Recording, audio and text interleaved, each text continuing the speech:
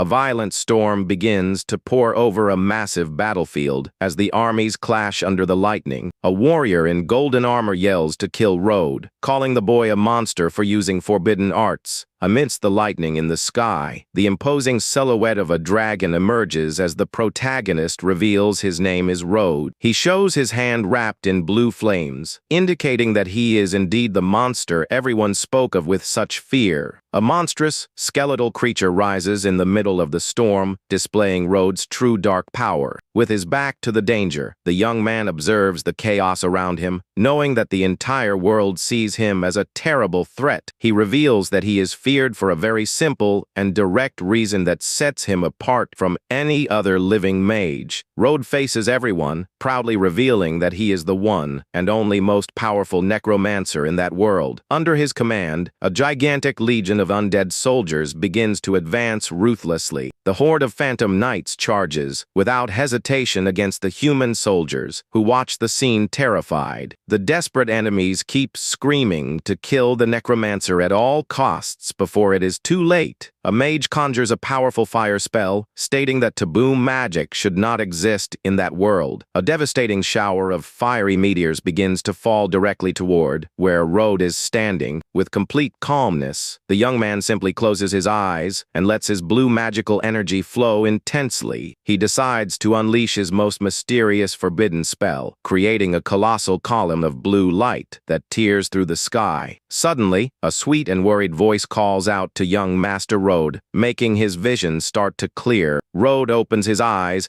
and is met the beautiful maid named Lee, who stares at him with a confused and worried look. She confirms that it is really her and warns the young man that it is already time for him to go down for breakfast. Shocked, the boy touches the mirror as he notices a faint trace of blue magical energy on his own hands. He looks at his reflection and discovers in disbelief that somehow he managed to go back 20 years into the past. He remembers dying at the age of 32 in his past life and ending up reincarnating in that fantasy world. In that new life, he became the only necromancer capable of commanding billions of the undead with absolute sovereignty. The young man laments that he was about to test a forbidden spell that he hadn't fully mastered yet before being sent to the past. Leah rushes him, saying that if he is late, the lord of the house will certainly punish him severely again. Road gives her a gentle smile and apologizes, saying she can go ahead because he is already coming down. The maid is surprised to see her master smile and apologize, wondering if he really is the same cold and cowardly young master as always. He walks down the hallway, remembering that he was considered Baron Morris's spoiled, lazy, and hopeless youngest son. The young man recalls with pain how his entire family ended up dying tragically in the past without him being able to do anything. Despite having lost his entire cultivation level, he still keeps his necromancer memories and decides to change everyone's destiny. Road finally enters the luxurious dining room where his family is already gathered for the first meal of the day. Baron Shuro Morris stares at him seriously and asks if he is late again because he was making up excuses not to study. The boy pulls out a chair and apologizes to his father, calmly stating that he has no intention whatsoever of running away from his duties. He guarantees that he will not miss any classes from now on while observing his father's stern face, which he hadn't seen in years. Road wonders how such a disciplined family went bankrupt and swears that this time he will discover the whole truth behind the tragedy. His older brother Leo says that he cannot keep being lazy if he wants to have any chance of inheriting the Morris house.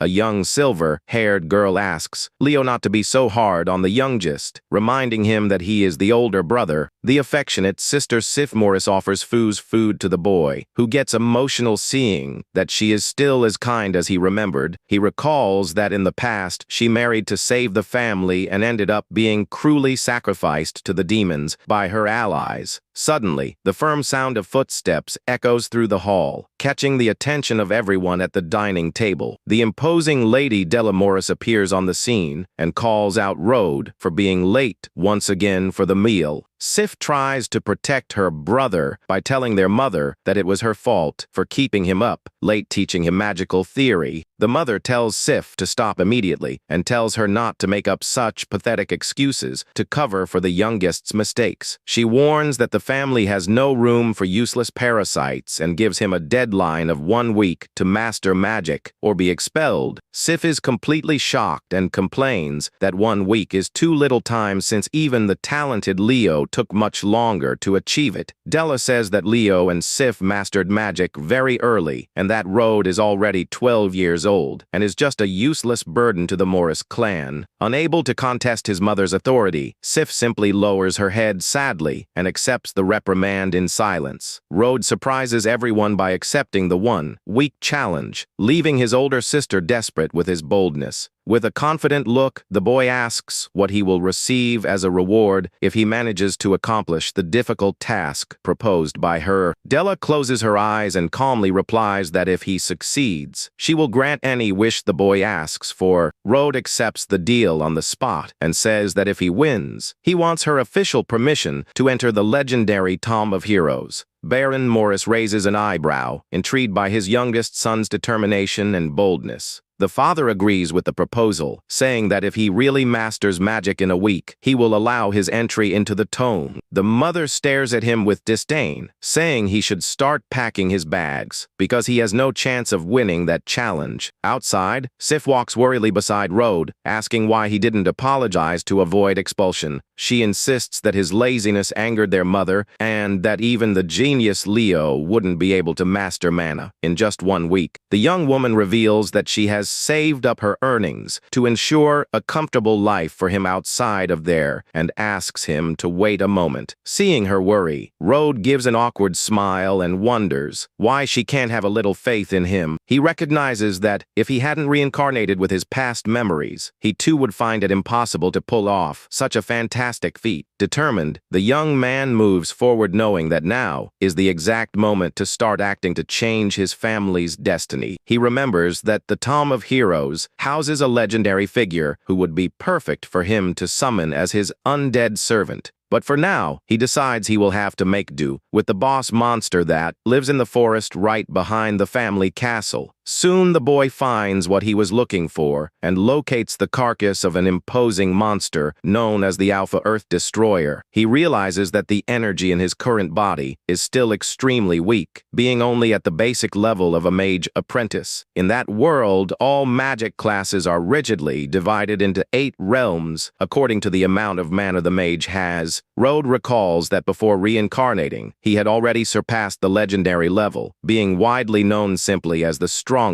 Even weakened, he knows that resurrecting that basic beginner-level monster will already be more than enough to impress his mother. He reaches out his hand and conjures his power, ordering the monster to awake from its eternal slumber and return to life as his loyal servant. Blue energy intensely surrounds the area as the creature's soul begins to rise under Rode's absolute command. The forest floor begins to crack violently due to the impressive magical pressure released by the resurrection ritual. A gigantic skeletal claw emerges, tearing through the earth with brute force and revealing the frightening presence of the reborn creature. The terrible skeletal monster roars deafeningly as it completely breaks free from its old grave in the forest. The colossal creature approaches the small boy, who watches it with complete calmness and without showing a hint of fear. The immense Earth Destroyer lowers its head, bowing with total respect and submission before its new necromancer master. Rode stares at it with his eyes glowing in a mystic blue shade, knowing that the summoning process was a complete success. The details and abilities of the resurrected creature appear to the young man, revealing that it retains its powerful fire and earth attacks. As a necromancer, he can also use his servant's flames to simulate ordinary magic and thus easily prove his magical control. The young man makes a quick movement and fires a powerful blast of blue energy toward a nearby tree. The concentrated attack pierces the trunk with relentless ease, leaving a perfect hole and proving the effectiveness of his magic. Even the huge skeletal servant recognizes the boy's strength while Road evaluates his own performance with satisfaction. He absorbs the monster back, knowing that for now his low magical energy only allows him to maintain one summoned creature at a time. Even so, the young man smiles confidently because he knows that level is already more than enough to silence his mother's demands. The protagonist focuses his goal on the Tomb of Heroes, an ancient and sacred place that holds blessings from legendary warriors of the past. All the youths of the kingdom dream of entering there to impress the heroic souls and receive a power capable of changing their lives. He remembers that his brother Leo got one of these blessings, but Road's true goal as a necromancer is much greater. He reveals with a sly smile that he doesn't just want a blessing, but rather to resurrect the powerful, forbidden entities sleeping in that place. The young man is brought back to reality when his sister shouts his name, running desperately through the castle courtyard. She pulls the boy's ear, asking angrily why he disappeared instead of waiting for her like she had asked moments ago.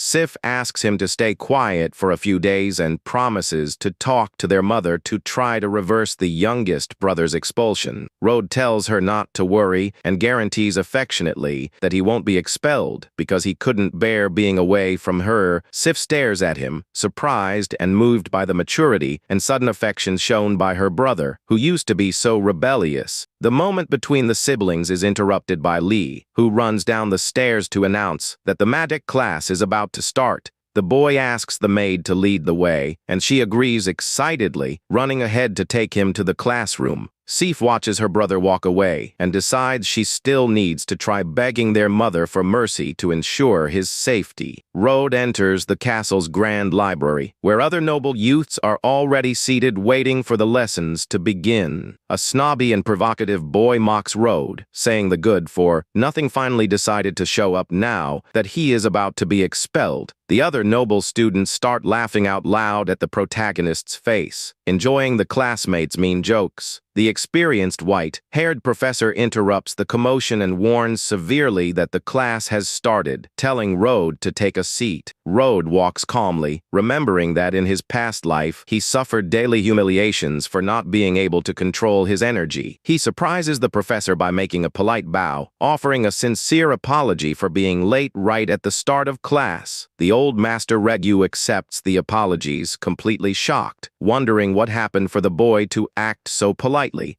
Road walks calmly toward his desk and sits down amidst everyone's surprised glances. The angry boy watches him out of the corner of his eye, whispering with disdain and calling the protagonist a hypocrite. Professor Regu begins to explain that mana is a powerful and mysterious force while magic is the way to use it. He details that mastering mana allows one to specialize in various classes such as mage, healer, and shadow assassin. The master continues saying that by learning magic, a youth becomes an apprentice and can rise up to the level of Archmage Sate. One of the female students raises her hand curiously and asks the professor about the mysterious and coveted legendary level. The professor explains that legendary figures are considered living myths because they accomplished grand feats marked in history. He laments that nowadays mages of this level only exist in legends and that their kingdom hasn't produced a legendary one in 700 years. The master warns that noble youths must master mana before the age of 13 to secure their prominent place in society. Road's rival seizes the cue and points his finger, saying there seems to be only one person there who still hasn't mastered mana. He provokes Road, saying that the boy has been attending magic classes for 3 years and still remains without any progress. Unfazed, the protagonist replies that is none of his business and guarantees that he will master magic in just 1 week. The provocateur bursts into laughter and yells for the whole class to hear that the good for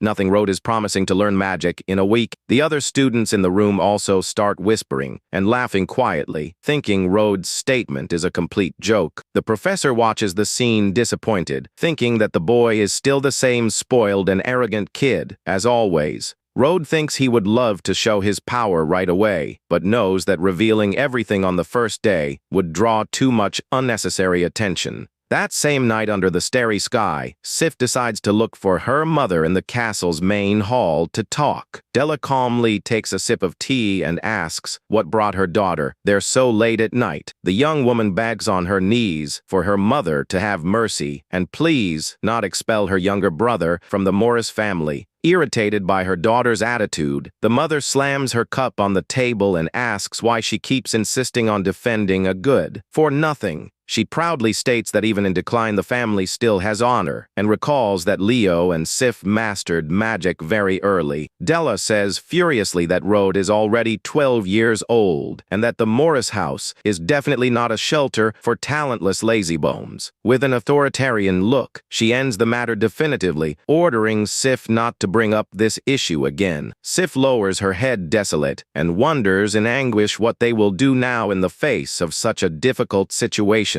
7 days pass, and the professor announces that the time has finally come to test the students' progress according to the family's request. He warns that everyone's relatives are watching from above and tells the youths to show the results of their efforts. From the window, Della complains that it is a waste of time to watch because she knows Rode will embarrass himself, while Sif maintains hope. Sif presses her hands against the glass, watching her brother down below and wondering apprehensively if he will really succeed. The usual provocator celebrates, saying he waited anxiously for this day just to see the protagonist fail miserably. He steps forward arrogantly, calling Rode trash, and saying he will show him what real magic is. The youth boasts that he will be an elemental mage and conjures a fire spell, shooting a flaming blast straight ahead. The fireball flies through the air toward the target, demonstrating that he really has good control over the element. The spell hits the test stone slab dead on, leaving a very visible black burn mark on the surface. He turns around laughing and says Rode will never reach that level, daring the boy to show the result of his training. Rode calmly walks up to the test area under everyone's watchful eyes and announces that it is now his turn to play. A dark aura and the colossal silhouette of his skeletal servant begin to manifest discreetly behind the protagonist. He extends his arm toward the test slab, preparing to deliver the blow with complete focus and determination. The rival keeps mocking him with his friends, saying Rode is just pretending and will soon start crying with shame. A noble gossip asks Della if it's true that she will expel the family's youngest if he fails today's test. Coldly, Della replies that a lazy person like him only brings shame to the clan, and that it would be much better if he left once and for all. Focused on his goal, the boy visualizes his servant and secretly activates the power of the Earth Destroyer in his magical attack. He conjures his servant's flame spell, releasing an immense amount of blue fire that surprises everyone in the courtyard. The boy decides to use a good dose of power, launching the blue flame blast with an impressive and destructive intensity.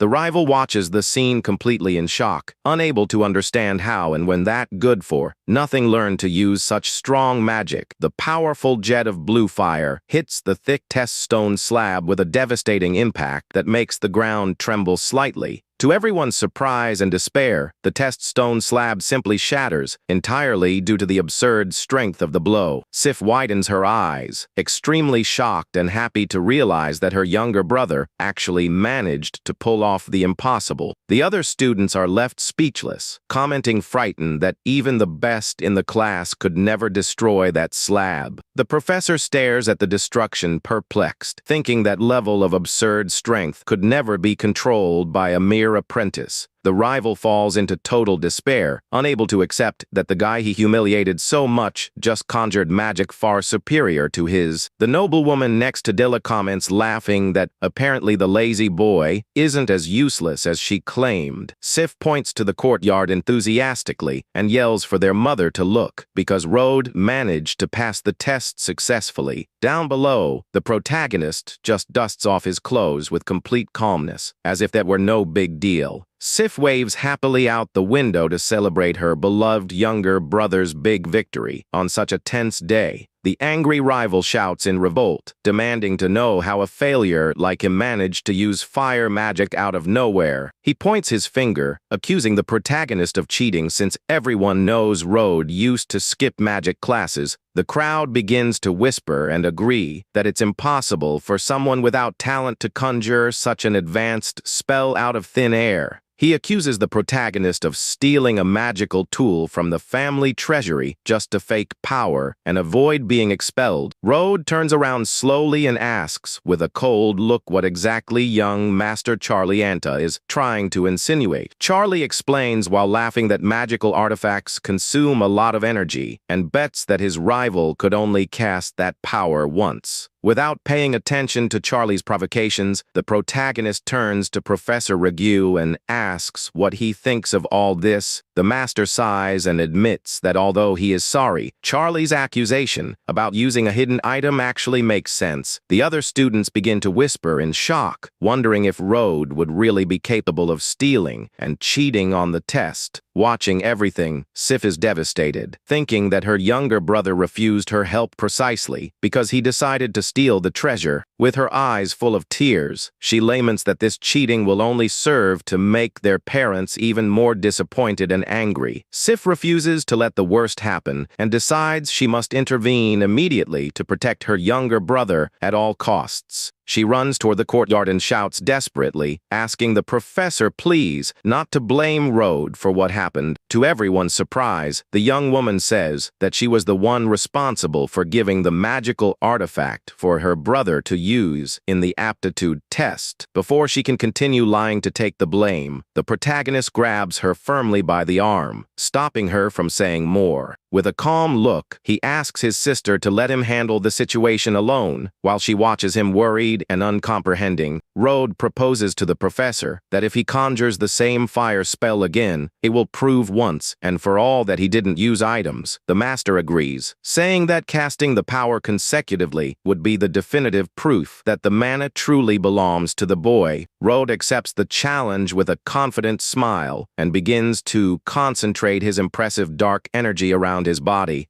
The youths in the audience start breaking out in a cold sweat and exclaim in fright that the massive pressure released by the boy is simply overwhelming. With a quick movement, the protagonist fires another colossal blast of blue flames that explodes violently in the test courtyard. Charlie Anta watches the scene in despair, realizing horrified that the boy was indeed not using any stolen tools. The rival retreats tremblingly while staring at the display of strength, unable to believe the protagonist's absurd level of control. He is completely paralyzed with terror as sweat drips down his face in the face of the public humiliation he just suffered. Dust and pieces of rock from the massive destruction start falling across the courtyard, showing the devastating trail left by the spell. Charlie completely loses the strength in his legs and collapses sitting on the ground, terrified by the intimidating presence of his former rival. The other students watch him surprised and ask, with their jaws dropped, whether that powerful youth is really the weak boy from before. Sif turns victoriously to her mother and asks if she will now finally give up the absurd idea of banishing the family's youngest. Della looks away coldly, saying she will spare the boy just for now because lazy people still have no place in her house. Before everyone, Professor Rigu shouts and officially declares that Road passed the test without using any magical tools. The sun begins to set on the horizon, dyeing the sky in warm colors and bringing the day full of great surprises and twists to a close. Later in the castle corridor, Sif and their older brother Leo congratulate the protagonist on the great achievement accomplished in the courtyard. Road thanks them and says he didn't expect Leo to know, but the brother reveals, laughing, that Sif wouldn't stop talking about it. The whole family gathers again around the large dining table, but this time the mood in the hall is visibly different.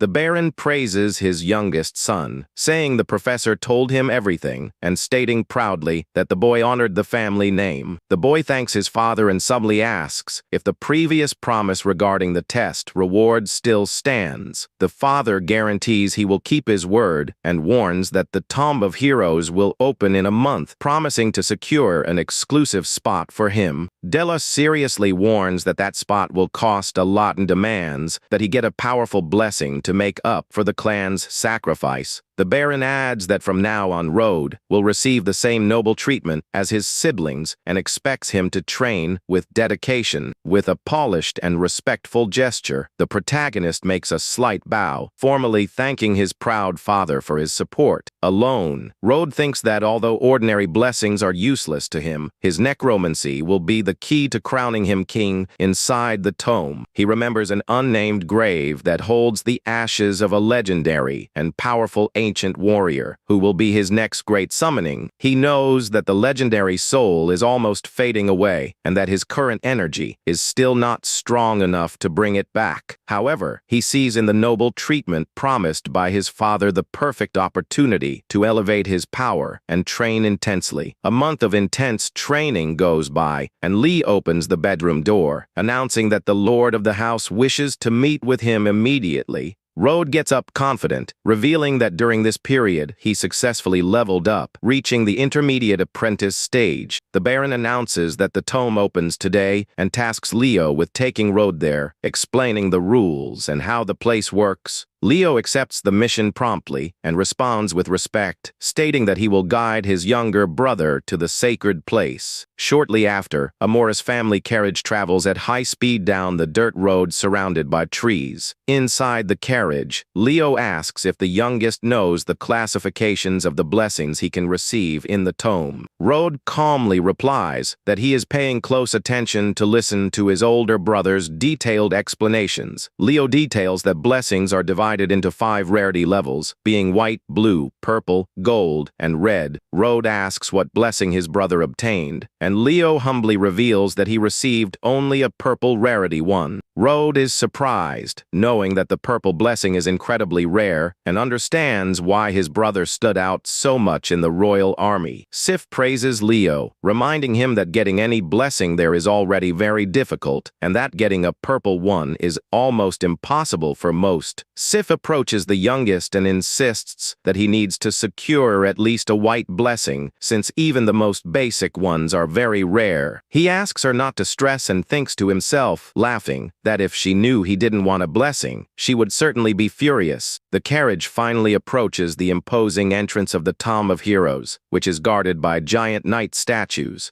The place is shrouded in mystery with statues of past heroes and headstones that stretch across the sanctuary's gloomy mist. Leo warns that Rode will have exactly 3 hours inside to take the test and guarantees that he and Sif will wait outside. Sif watches the youngest enter through the grand gateway and quietly roots for him to get at least a simple white blessing. With her eyes shining with hope, the young woman stands firm, rooting from the bottom of her heart for her brother's success in that challenge. Rode walks alone across the stone bridge, cutting through the vast cemetery surrounded by winged warrior statues and ancient headstones. The boy flashes a confident smile upon realizing he has finally gotten so close to achieving his true goal there. Rode recalls the common tips to look first at the decorated tombs of famous archmages to get rarer blessings. However, he ignores the flashy monuments and keeps walking with firm steps toward the more isolated areas of the cemetery. The protagonist focuses his attention on a humble, unnamed grave. Knowing that a true legend forgotten by time rests there, he kneels before the humble tomb and asks for forgiveness from the soul resting there, guaranteeing he has no intention of offending it. The boy closes his eyes and begins to intensely focus his dark mana, preparing to start his forbidden summoning ritual. With his eyes glowing in blue, he authoritatively orders the hero of the past to wake from eternal slumber and bow before him. A strong gust of wind arises, and Rode notices that the legendary warrior's soul is trying to resist his dark command. He warns furiously that all the undead of that world belong to him, claiming to be the greatest necromancer and the king of the dead. The imposing spirit of the legendary swordsman emerges wrapped in blue flames, confirming he is an extremely powerful class servant. Road stares at the summoned soul with a deep and threatening look, ordering with absolute coldness that it bow to his will. The powerful night spirit yields to the necromancer's immense pressure and kneels respectfully, greeting Road as its new master. The protagonist watches it closely and asks if the summoned spirit still manages to remember its old warrior name. The warrior admits that he forgot his own name due to time and humbly asks the young master to grant him a new moniker. Road flashes a satisfied smile at his new servant's total loyalty and decides that from now on he will give him a new name. The young man baptizes the legendary and powerful summoned swordsman with the imposing name of Bond Crown Bladeseat, crowning their new alliance. Meanwhile, in another part of the tome, the sound of moving chains and firm footsteps begins to echo through the dark hallways. Three people start exploring the sanctuary, being guided by a knight with a large sword resting on his broad shoulders.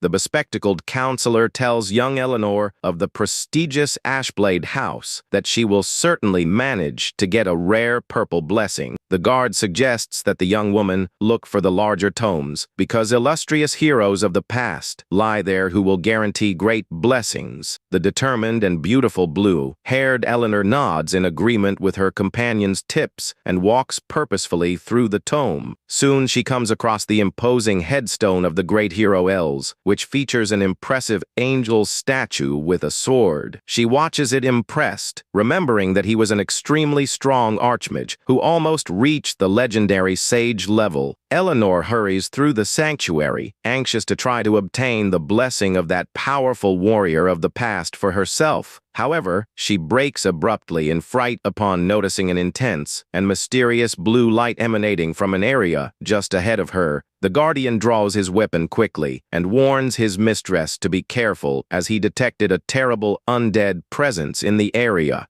An immense explosion of energy and blue flames emerges out of nowhere before them, making the atmosphere even more tense and dangerous. Through the fire, they spot the silhouette of a boy, and Eleanor wonders confusedly whether that child is also thereafter blessings. The warrior points his sharp sword toward Road and asks harshly if the dark energy they felt came precisely from him. Upon analyzing Road, the experienced guard realizes that the small boy is a beginner magic swordsman and notes that he is unusual. He tells Eleanor to be very careful, warning that the place is taken over by dark mana and that the youth might be possessed by evil spirits. Without showing any concern about the threats, the protagonist simply keeps walking calmly toward the group. Road jokes with his new skeletal servant floating behind him, commenting that the guard called him a simple, vengeful spirit. Road calmly lowers his head and picks up a tree branch that was lying on the damp floor of the tome. The protagonist tests the weight of the branch and orders his new servant to deal with the guards standing before them with their weapons. The knight charges forward at high speed, unleashing a violent vertical strike with his massive sword imbued with electrical energy. To everyone's absolute shock, the greatsword is easily blocked with just the simple piece of wood that Road is holding. With a quick and imperceptible movement, the protagonist counterattacks, sending the strong warrior flying away disarmed. Having fallen, the man stares at him in a cold sweat with wide eyes, unable to comprehend the absurd level of strength that boy possesses. Road just observes him from beneath the shadows of his hood, maintaining an imposing posture without showing any effort at all. Eleanor stands open-mouthed and in complete shock, unable to believe that her strong guardian was easily defeated by a boy using a branch. She watches him closely, noticing that he appears to be the same age as her, and wonders intrigued how he did that. Annoyed, she points her finger at Road, demanding to know who he is and warning him that she belongs to the influential and powerful Ashblade family. Suddenly, the oldest man in the group harshly interrupts her, ordering the girl to bite her tongue immediately. Eleanor turns around startled, calling out to her grandfather without understanding why he is reprimanding her attitude so seriously. The protagonist simply watches their reaction in silence, remaining calm and without retreating a single inch. The elder analyzes Road thoughtfully, recognizing that even he couldn't have defeated the guard with such ease and mastery. Leon kneels in shame and asks for permission to duel the boy again, insisting that he only made a silly mistake. With fury, the warrior stands up and charges once more, delivering a fast attack imbued with his electrical energy. Road dodges the powerful attack with immense ease, moving like a true bolt of lightning across the cemetery courtyard. Once again, the metallic sound of a collision echoes as the protagonist blocks and completely nullifies the warrior's offensive. The intimidating presence of Road and his skeletal servant appears like a suffocating shadow right behind the frightened knight. He points the branch directly at his opponent's throat and coldly warns that if he tries it again, he will be buried right there. The elder is shocked to realize there was no mana fluctuation and deduces with fright that the boy won using only pure swordsmanship. Perplexed and fearing for his man's life, the grandfather steps forward and desperately begs the young master to have mercy. He politely apologizes for his subordinate's arrogant behavior, lowering his head as a sign of total respect. The protagonist realizes the elder took his time to act on purpose, just to test his true strength during the combat with the guard. The old master turns furiously to his knight and immediately orders him to come and apologize to the victorious youth. Embarrassed, the man bows before Road, asking for forgiveness for his insolence and assuring him that he had no intention of offending him. The knight thinks tremblingly that this was the first time he was defeated by someone using only basic swordsmanship, which is terrifying. The protagonist simply waves his hand, saying it is fine since he didn't get hurt, and tells them to forget what happened. The elder admits they were fools and praises Road, calling him an advanced master swordsman, since defeating Leon requires a grandmaster level. Eleanor watches everything confused and shocked, not understanding how her grandfather can call a boy who looks her age a senior master. Road responds modestly, saying he just got lucky, but mentally acknowledges that his servant Bladeseat was legendary in his prime. The friendly elder lets out a genuine laugh and praises the young man's great humility in the face of such an overwhelming and clean victory. He formally introduces himself as Igna Ashblade, the leader of his noble house, and introduces his beautiful granddaughter named Eleanor to the boy. Eleanor bows respectfully, offering sincere apologies for her arrogance and rude behavior toward the protagonist earlier. Igna politely asks if a prodigy like him is part of the royal court, confessing that he has never seen such a young master before. Road asks to be called just Road and reveals that he belongs to no faction, while remembering the great influence of their house. Igna thinks intrigued that he has never heard Road's name, but gets excited to know that he is free and plans to bring him to his side. Eleanor approaches friendly and asks if he is the same age as her, and if he also came to the tome in search of some heroic blessing. Right after that, she turns red with shame and apologizes, laughing upon realizing she asked a silly question to someone as strong as him. Suddenly, her grandfather starts coughing violently in a painful way as a trail of black energy and blood drip from his mouth. Desperate, Eleanor and her guardian hold the elder, who is about to faint due to the terrible crisis that suddenly struck him. Road watches him closely and calmly warns that the leader of the Ashblade family seems to be suffering under the effect of a terrible curse. The guardian begs anxiously to know if the protagonist knows how to help him, revealing that no healer in the kingdom has managed to discover a cure. Eleanor explains, crying, that her grandfather was ambushed by demons in battle decades ago, and that ever since, he has been suffering from this incurable illness. The boy says that explains everything, as it is an evil spirit demonic curse that very few people know how to treat. With tears in her eyes, the girl begs the protagonist to help them, asking if he also knows the method to cure her grandfather.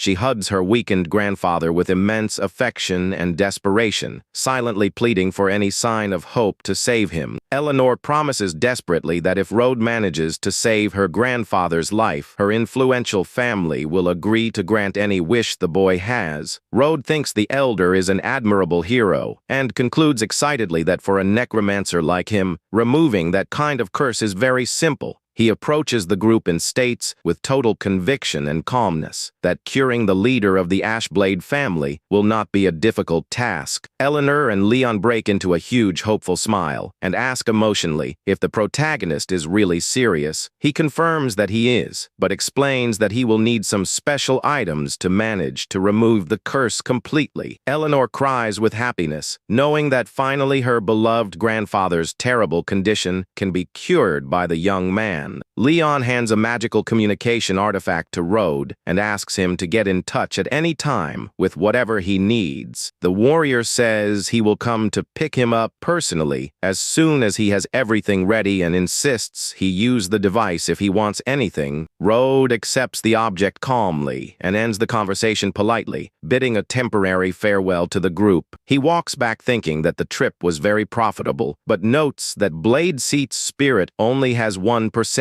of its total strength. Even so, the young man smiles with confidence, assuring himself that with his help, the knight will return to the peak of his former power. Outside, Sif runs toward Rode with a very anxious look, wanting to know all the news right off the bat. She asks enthusiastically which her spirit blessed him inside and what the rarity of the color of the power he received is. Rode sweats coldly upon realizing he completely forgot to make up an excuse, since he cannot reveal his forbidden summoning. Leo approaches him with a very serious look and coldly comments that strangely he cannot feel any blessing coming from his body. The older brother asks angrily what happened, remembering that the family spent a fortune to secure that spot for him. Leo rubs his face in disappointment and says he believed the youngest really had changed, but sees he remains the same failure as always. The boy pretends to find it funny, saying the souls didn't like him, but thinks that Blade Seed is much better than any useless blessing for him. Sif suggests sadly that they head home soon, hoping from the bottom of her heart that their mother won't be furious with the bad news. That same night, the furious scream of the Morris family matriarch echoes stridently through every corner of the immense castle. Della slams the table furiously and screams that, as expected, the useless youngest has proven once again to be complete trash, with no salvation for the family. She complains that the couple spent too much to get the spot in the tome, while Rode just listens in silence, so as not to make things worse. The mother says he should work hard like Leo, and orders him to go to the Magic Academy in a few days to stop embarrassing them there. She walks away, telling the boy not to return home, unless strictly necessary, as he ruined her appetite.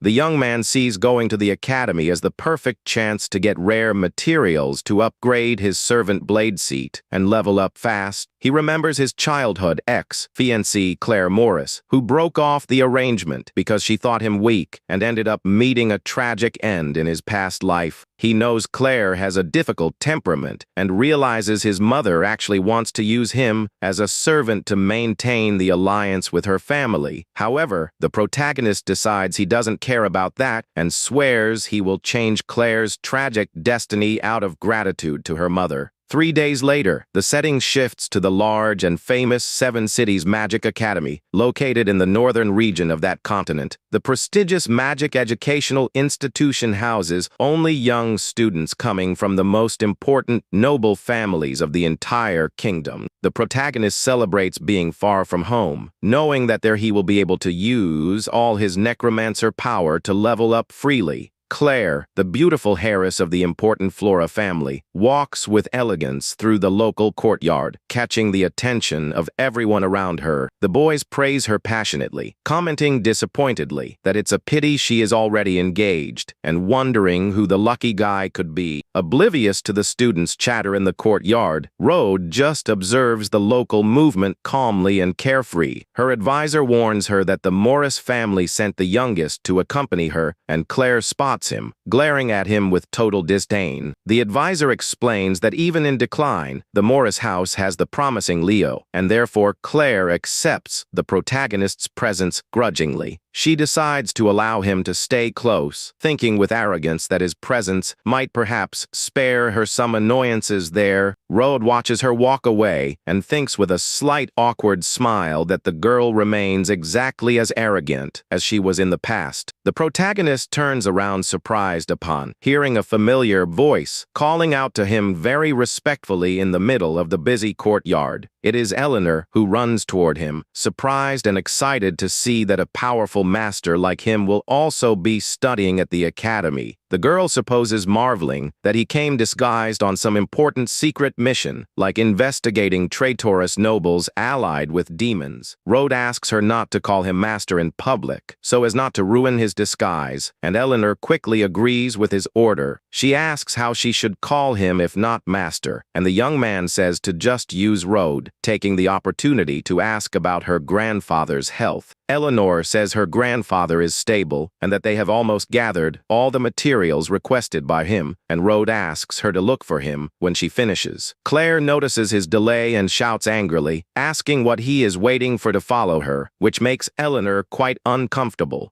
The protagonist responds that he is already going and runs to catch up with her, leaving Eleanor watching the scene from afar with an indignant look. Eleanor watches him walk away, wondering furiously who that arrogant girl could be to dare speak to her master that way. Claire continues complaining that he is too weak to protect her while the other students wonder who the boy beside her could be. The students whisper that that is Anderson, the Lord's son who hates anyone who tries to get close to the Flora Harris. Anderson breaks into a mischievous and arrogant smile upon spotting the beautiful girl approaching through the central courtyard of the Grand Magic Academy. He runs to welcome her falsely, saying he would have loved to come escort her if he had known she would arrive at that time today. Rode watches him, remembering that the Lord's son loved to show off and used to humiliate him for no reason in their old timeline. Annoyed by his approach, Claire points her finger and harshly demands that Anderson simply leave her alone immediately. Anderson approaches with a cynical smile and asks Claire not to be so cold with him, reminding her that she knows his feelings. Annoyed by the young man's inconvenient persistence, Claire screams at the top of her lungs, telling him to vanish from her sight immediately. She makes it clear she doesn't care if he is the Lord's son and demands that he keep completely away from her. His smile disappears instantly, giving way to a gloomy expression of fury as he calls her ungrateful. Anderson completely loses his patience and charges aggressively with his raised hand to try to grab the girl by force. However, Rode intervenes with extreme speed and delivers a violent slap to his hand, preventing the aggressor from touching Claire. The protagonist positions himself firmly between the two, protecting the young woman and facing the rival with total coldness and authority. Anderson holds his aching hand and glares at the protagonist with hatred, demanding to know who that daring boy is.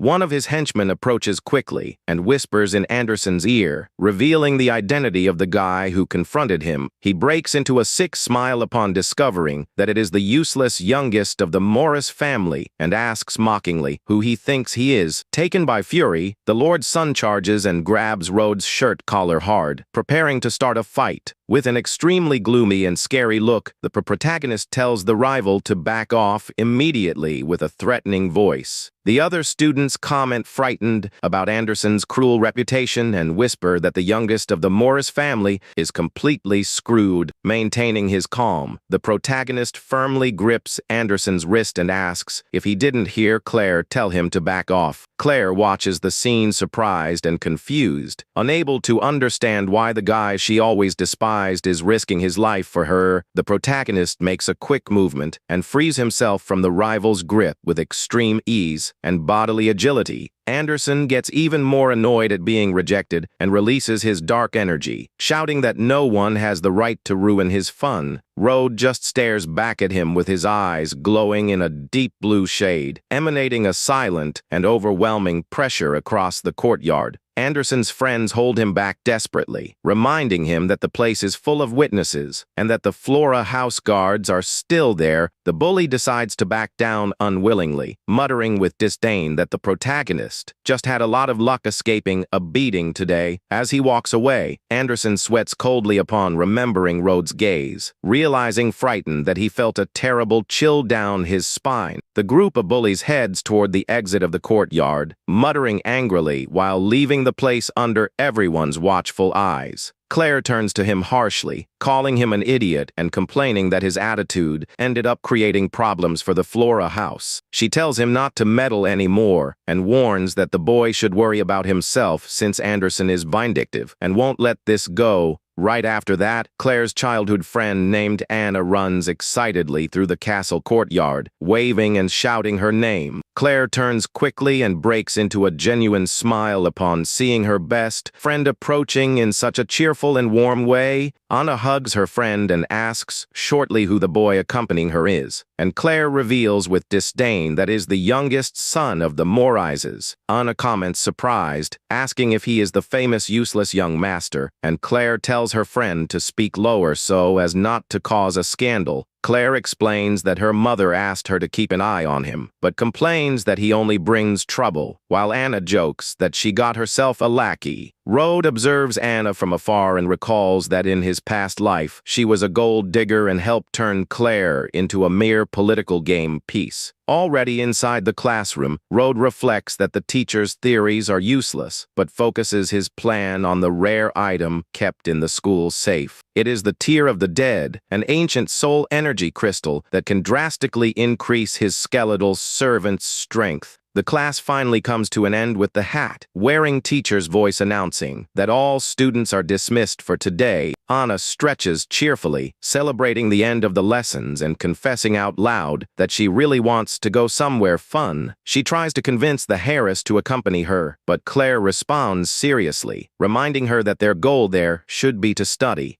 Anna insists with a flattering smile, saying that Claire is brilliant and that a short break from studies won't do any harm to her routine. Anderson pops up by surprise in the middle of the conversation, praising Anna's attitude and intruding to try to attract Claire's attention again. He reveals that he organized a luxurious banquet at a famous tavern to celebrate the first day of classes and invites the whole group to go together. Anna comments excitedly that it must be very expensive, but the young man says with arrogance that he doesn't care about the costs, as long as all the nobles attend. Anna tries to convince her friend to accept the invitation, praising the young man and commenting that that is the true attitude expected from a lord's son. She takes the opportunity to provoke Rhodes sideways, saying the lord's behavior is quite different from certain good, for nothings of other families. Anna clasps her hands, pleading affectionately for Claire to accompany her until the Harris finally yields to the persistence and agrees to go to dinner. The group of students starts climbing the stairs of the main hall toward the exit, while Rhodes walks right behind, observing the movement. Rhodes' communication pendant glows discreetly, with Leon's voice warning that all the required ingredients have been fully gathered.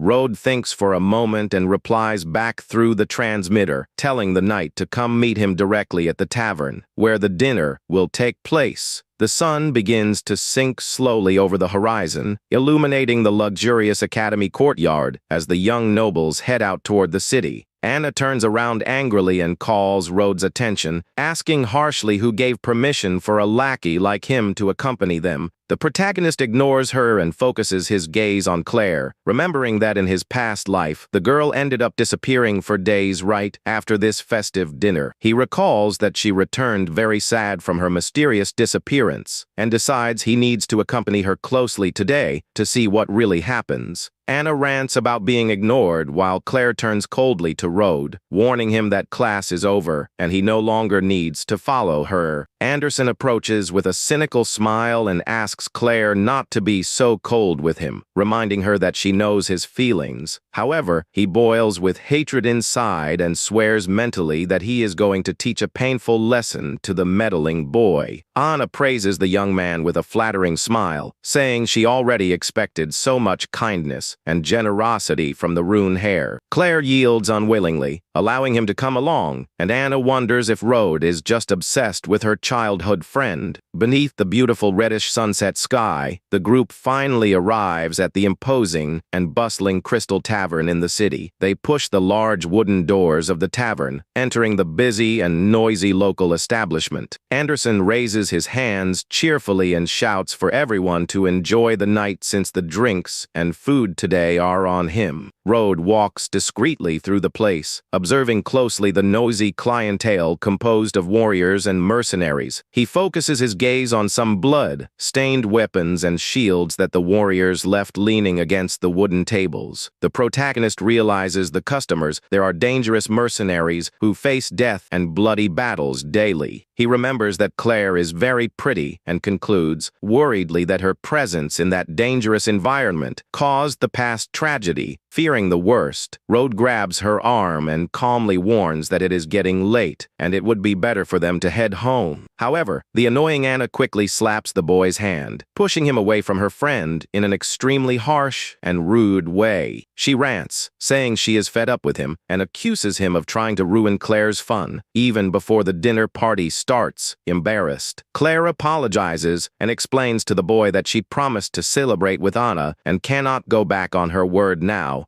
Anderson interrupts and warns angrily that Claire is his guest, telling the protagonist to leave alone if he is uncomfortable there. The commotion and shouting start to draw the attention of some muscular mercenaries drinking at a table near the dining hall. An enormous, scarred warrior approaches with disdain, mocking the group of spoiled young nobles who decided to party in that place. The imposing man ignores the complaints and begins to walk slowly toward Claire with clearly malicious and bad intentions. He breaks into a scary red-eyed smile, commenting mockingly that their group brought a pretty girl as a gift today. Anderson complains to the manager, demanding to know why those filthy mercenaries are still there since he paid to rent out the place. The mercenary turns slowly, taken by the fury of his red eyes, and asks threateningly what the insolent youth said. The tavern owner tries to calm the mood and suggests, frightened, that maybe it would be better for Anderson and his friends to return the next day. Anderson's lackey shouts angrily, asking if he wants the boss to break his promise and be embarrassed in front of the beautiful Claire today. The owner whispers a desperate warning that those men are ruthless assassins from out of town, and it's best not to pick a fight with them. Anderson refuses to listen and thinks arrogantly whether a bunch of failed mercenaries would dare defy the heir of the powerful Rune house. The warrior shouts furiously, saying he doesn't care about noble titles, and tells the boy to leave immediately if he wants to get out alive. One of the Lord's henchmen charges, shouting that no one has the audacity to face the Rune family, and tries to assault the bully mercenary right there. A violent crash echoes through the hall when the lackey's attack is quickly met with brute force by the dangerous mercenary of the group.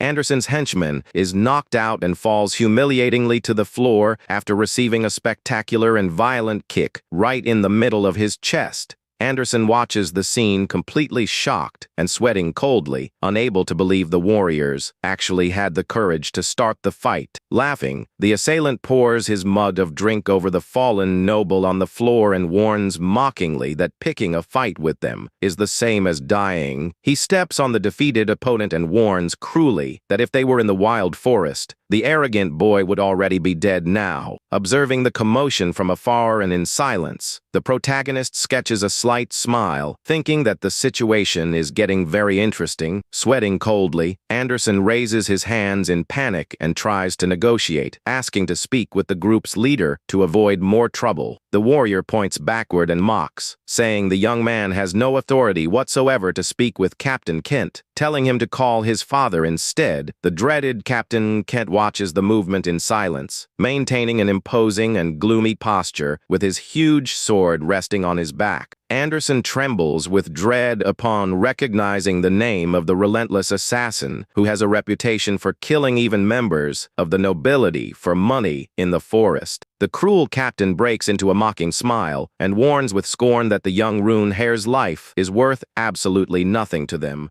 Desperate, Anderson's companions retreat in fear upon realizing they messed with the most dangerous criminal gang in the region. Anna trembles with dread, grabbing Claire by the arm, and laments in desperation, saying they made the worst mistake of their lives by coming in there. Kent's henchmen start laughing out loud at the noble boy's terrified face, who almost cried just from hearing their group's name right there. Anderson sweats coldly, thinking desperately that he cannot suffer that embarrassment in front of Claire, or he will lose all his respect at school. He bows, swallowing his pride, and apologizes, proposing to end the fight right there in the name of his important family's political prestige. He faces the captain, trying to use his father Lord Rune's influence to get a peaceful and honorable way out of that tense situation. Seeing the apparent negotiation, the two girls break into a relieved smile, believing Anderson's prestige will save the group from danger. However, Kent makes an outrageous proposal, ordering the two young women to dance and drink with his henchmen so he will spare the group's lives. Anderson widens his eyes, sweating coldly upon hearing the captain's humiliating demand, ordering him to force the girls to dance there himself. Kent's henchmen start celebrating and laughing out loud, eager to see the rich and spoiled noble girls dancing for them in the tavern. Faced with the terrible humiliation, Claire panics and holds her own chest frightened, while Rode just watches everything with total coldness. Anderson tries to intervene, sweating nervously, and says the proposal is not appropriate since Claire is the heiress of the important Flora house. The warrior tells him to shut up, laughing, and says noble titles are of no use there, since it's just a harmless dance. Desperate and cowardly, the other young nobles start pleading for Claire to agree to dance to avoid the mercenaries' fury.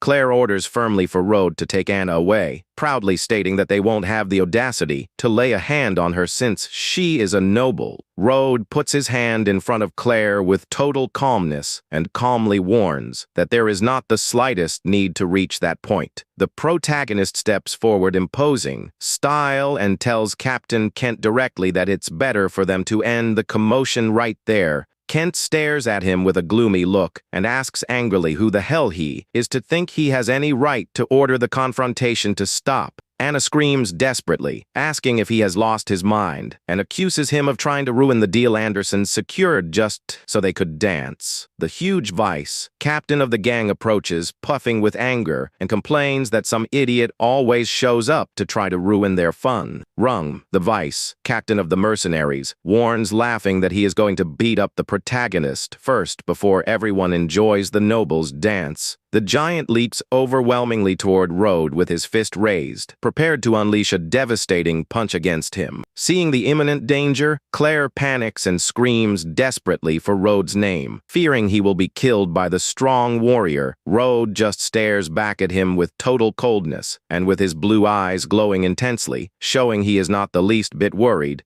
Enraged by the boy's calm look, the Vice captain screams that he is going to die and unleashes his strongest attack with total fury and power. He executes a devastating flaming slash with his sword, creating an immense wave of fire that swallows the entire direction where Rode is standing. Claire cries in desperation and screams the protagonist's name, believing the young Morris was completely consumed by the attack's flames. Anderson yells desperately, saying Rode has gone completely crazy, and that his insolence will end up killing everyone inside that tavern. A thunderous metallic noise echoes throughout the tavern hall, revealing the brutal clash of the impact that has just occurred between the forces. The mercenaries watch perplexed and sweating coldly upon realizing the boy managed to dodge and nullify Rum's powerful flaming slash. With total calmness, the protagonist borrows a sword from one of the tavern's mercenaries, leaving the weapon's owner speechless. Rum gets furious upon realizing he is being completely ignored and charges again with all his strength, yelling that the boy is going to die.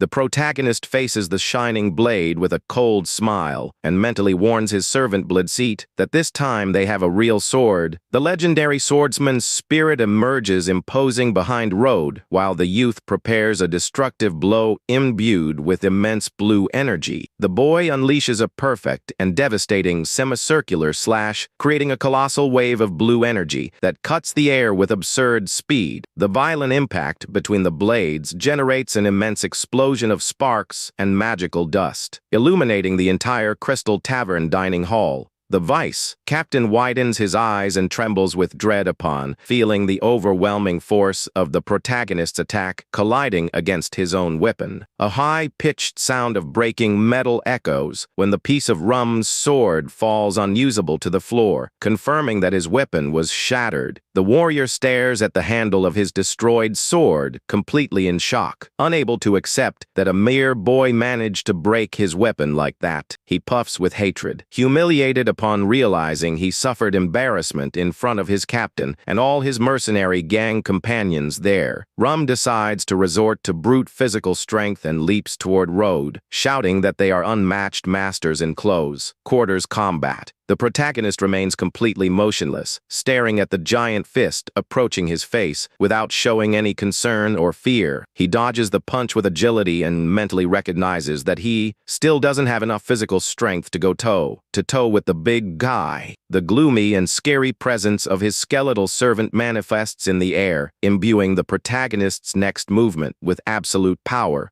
The giant tries to grab Road with his immense hands, but the boy moves like a true ghost, easily escaping his brute claws. He channels his servant's dark flame and activates his spell, generating an immense amount of blue flames around his left fist. Road delivers the charged strike and hits the vice captain's chest dead on, generating a thunderous explosion that makes the whole tavern shake slightly. The immense Rum is thrown violently backward due to the devastating impact of the flaming punch, destroying tables along his fall. Fallen pathetically, the vice captain drools blood from his mouth and stares at him with wide eyes before passing out completely on the floor. Anderson watches the scene perplexed and sweating coldly, unable to accept that the useless Road defeated the strong vice captain of that terrible gang. Upon seeing their companion defeated, the other members of Kent's gang step forward with very gloomy looks of hatred for the boy. Ken stares at Road with fury in his eyes and promises sadistically to slice the boy's flesh piece by piece to feed the wild beasts. The young nobles fall into total desperation and complain that Road's victory only served to anger Kent's bloodthirsty gang even more. Anderson and his cowardly friends decide to flee the place in silence, taking advantage of the fact that the protagonist is distracting the group of assassins. Claire hesitates, worried about Road, but Anna pulls her hard by the arm, telling her to stop caring about the useless Morris boy. Upon seeing Claire pass through the door, the protagonist sketches a cold look and thinks with relief that her leaving will make things much easier from now on. Kent smiles sadistically and warns that he won't kill him, but will make him suffer all night before demanding an enormous ransom from the Morris family. With his blue eyes glowing, the boy thinks coldly that if he can't settle it peacefully, he will simply kill everyone there and use Kent as a servant. He positions himself with his sword in hand, facing the captain head on and asking calmly how much the mercenary leader himself thinks he is worth. Suddenly, the captain hears firm steps echoing through the tavern entrance and turns furiously, shouting to know who else came to die. An imposing knight in gray armor and a white cape enters the establishment with a calm and determined look, facing the group of criminals. Captain Kent's eyes widen in fright, and he trembles as he asks what Lord Leon of the Ashblade House is doing there. Ignoring the captain, the knight Leon addresses Road with extreme respect and asks if the mercenaries hurt him. He laughs and remarks that it would be impossible for those clowns to lay a hand on Road since even he wouldn't last a single strike against the master. Kent watches the scene in a cold sweat, unable to understand why the legendary Lord Leon treats this child with such respect and submission. Leon points authoritatively at Kent and asks angrily who gave him the right to threaten an honored guest of the Ashblade House. Kent falls into total despair, realizing that if he offends the legendary Ashblade family, his entire mercenary band will be wiped out tonight. The captain immediately drops to his knees, begging for mercy and offering sincere apologies to Master Road for his arrogant and blind attitude. The other mercenaries in the gang watch with gaping mouths and in complete shock as they see their dreaded leader beg for forgiveness on his knees. Kent holds out his trembling hands and offers Road the medallion that serves as the ultimate symbol of leadership for the band's mercenaries. He weeps, swearing absolute loyalty, and declares that from now on the entire band will be under the direct command of the young necromancer. Road perceives the captain's cleverness in calming his wrath and calculates that keeping the band alive will be much more useful for his future plans than leaving them dead. The protagonist takes the amulet of command and decides that, out of consideration for Leon, he will spare the lives of all the mercenaries for now. However, with a cold look, the protagonist decides that even while sparing the band's life, a severe and exemplary punishment is still necessary. An immense and terrifying black smoke begins to manifest in the tavern courtyard, rising up right behind the terrified captain. Kent looks up, trembling and sweating with dread as he feels the overwhelming and evil energy that has just been summoned by the boy. A skeletal demon with glowing red eyes emerges from the shadows, manifesting menacingly behind the mercenary captain. The terrible creature unleashes a wave of dark energy that strikes and severely injures the warriors as punishment for their insolence. Without looking back, Road orders Leon to accompany him and leaves the tavern while the mercenaries remain fallen, begging for their lives. The warrior Leon guides the youth to the exit, warning that the danger has been completely dispelled and that the path is clear for them to continue their journey. Kent wipes the sweat from his face, relieved for not having angered the protagonist even further, knowing that his entire band would have been wiped out today. The carriage speeds swiftly through the dark of night back to the estate, and Leon warns that the head of the Ashblade family is already anxiously waiting for him. A short time later, the group finally arrives at the luxurious and colossal mansion of the prestigious Ashblade family, illuminated beneath the starry sky. The protagonist enters the main room where Eleanor and her weakened grandfather are already gathered. Waiting for the healing treatment to begin, Eleanor breaks into a radiant smile of relief and happily celebrates the arrival of the young master, who promises to save her dear grandfather's life. She offers Road a silver tray containing all the exotic ingredients he demanded, and asks apprehensively if they will be enough.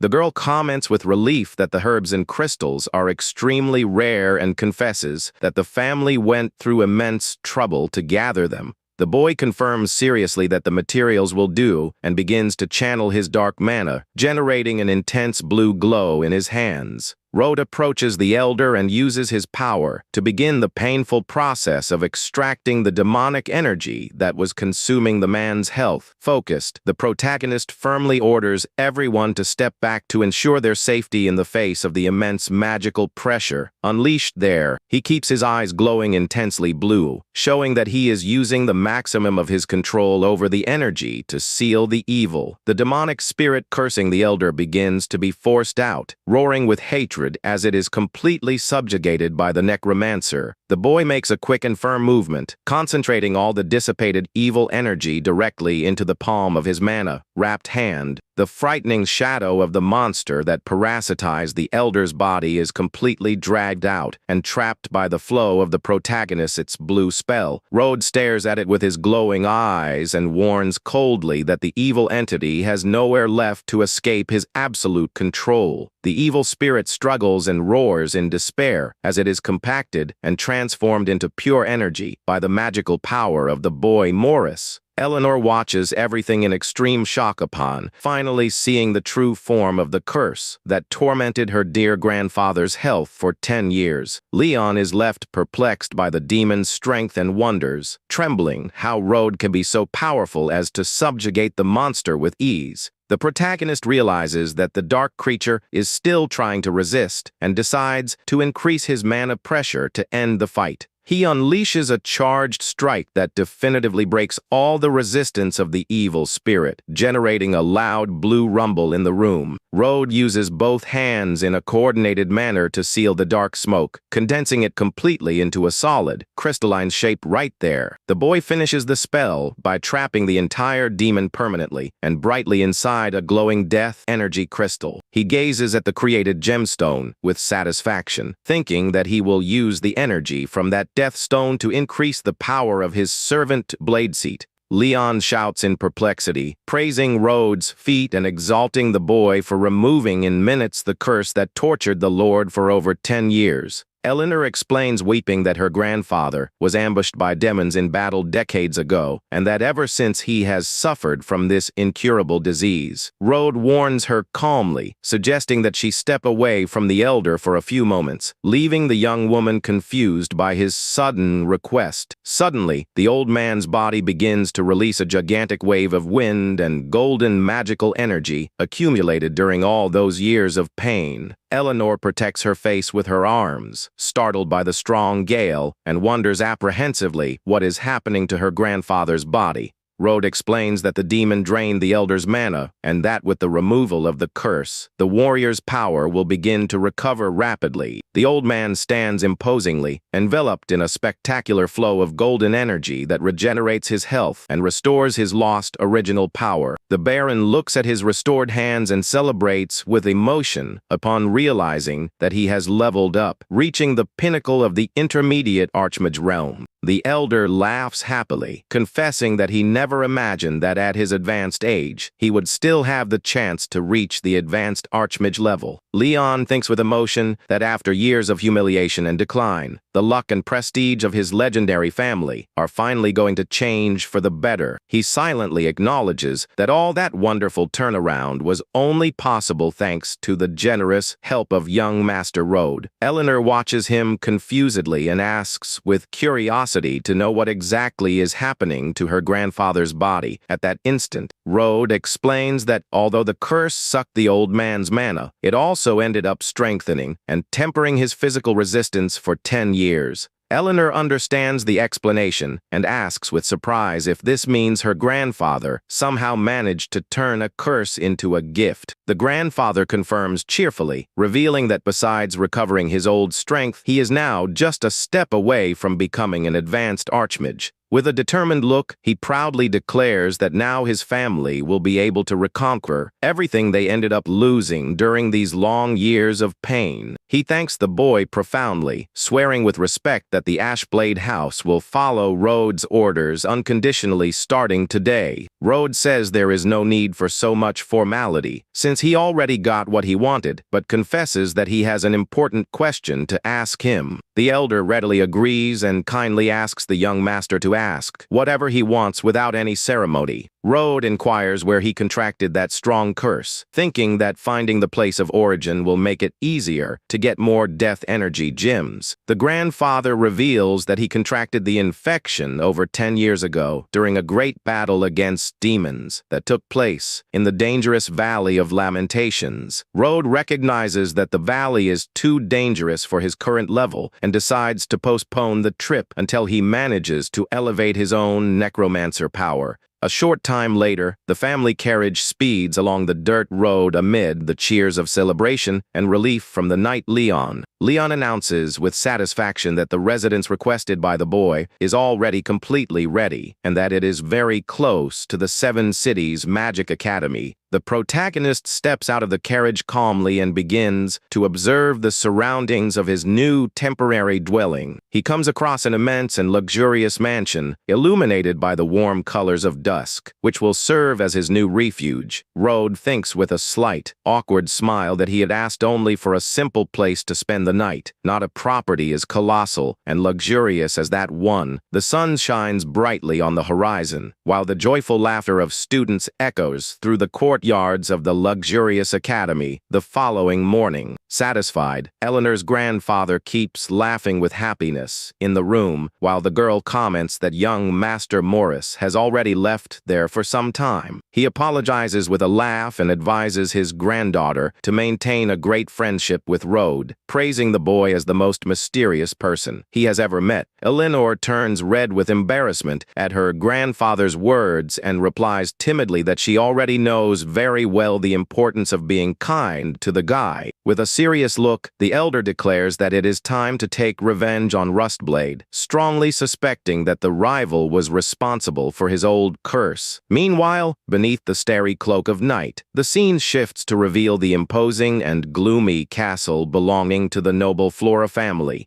Claire enters the castle's main hall with slow steps, while her mother watches her from the couch and asks why her daughter returned so late today. Claire's elegant mother asks kindly if her daughter met with the young man from the Morris family, and if the two managed to get along on the first day. Claire looks away with disdain and replies half-heartedly, confirming that she met the guy, but without showing any sympathy for him. The mother says he is not a bad boy despite the malicious rumors, and the heiress promises grudgingly that she will try to get along with him so as not to worry her. However, alone with her thoughts, Claire recalls the confrontation with the mercenaries and admits that maybe the boy isn't the good for nothing everyone says. Meanwhile, in the silence of his new quarters at the mansion, Rode prepares to kick off a very important process of conjuring his mana. The protagonist grips the dark energy crystal he refined and announces that the moment has finally come to increase the power of his skeletal servant. With authority, he invokes the name of his faithful warrior and lets the trail of mystic energy begin to emanate intensely throughout the dark room. The spirit of the legendary swordsman manifests on his knees before his sovereign, waiting with absolute respect to receive the great power promised. Rode analyzes the servant's level, knowing he is weakened, but trusts that the warrior's fantastic swordsmanship will compensate for any disadvantage at the start. The boy reaches out his hand and releases the flow contained within the refined crystal, making the gem glow and float magnificently in the center of the room. With a mystic gaze, he commands the knight to accept the dark power as a gift, and the energy begins to be transferred into the undead body. The death energy crystal shatters into several glowing pieces, releasing the entire concentrated flow of the demon that was sealed earlier in the test.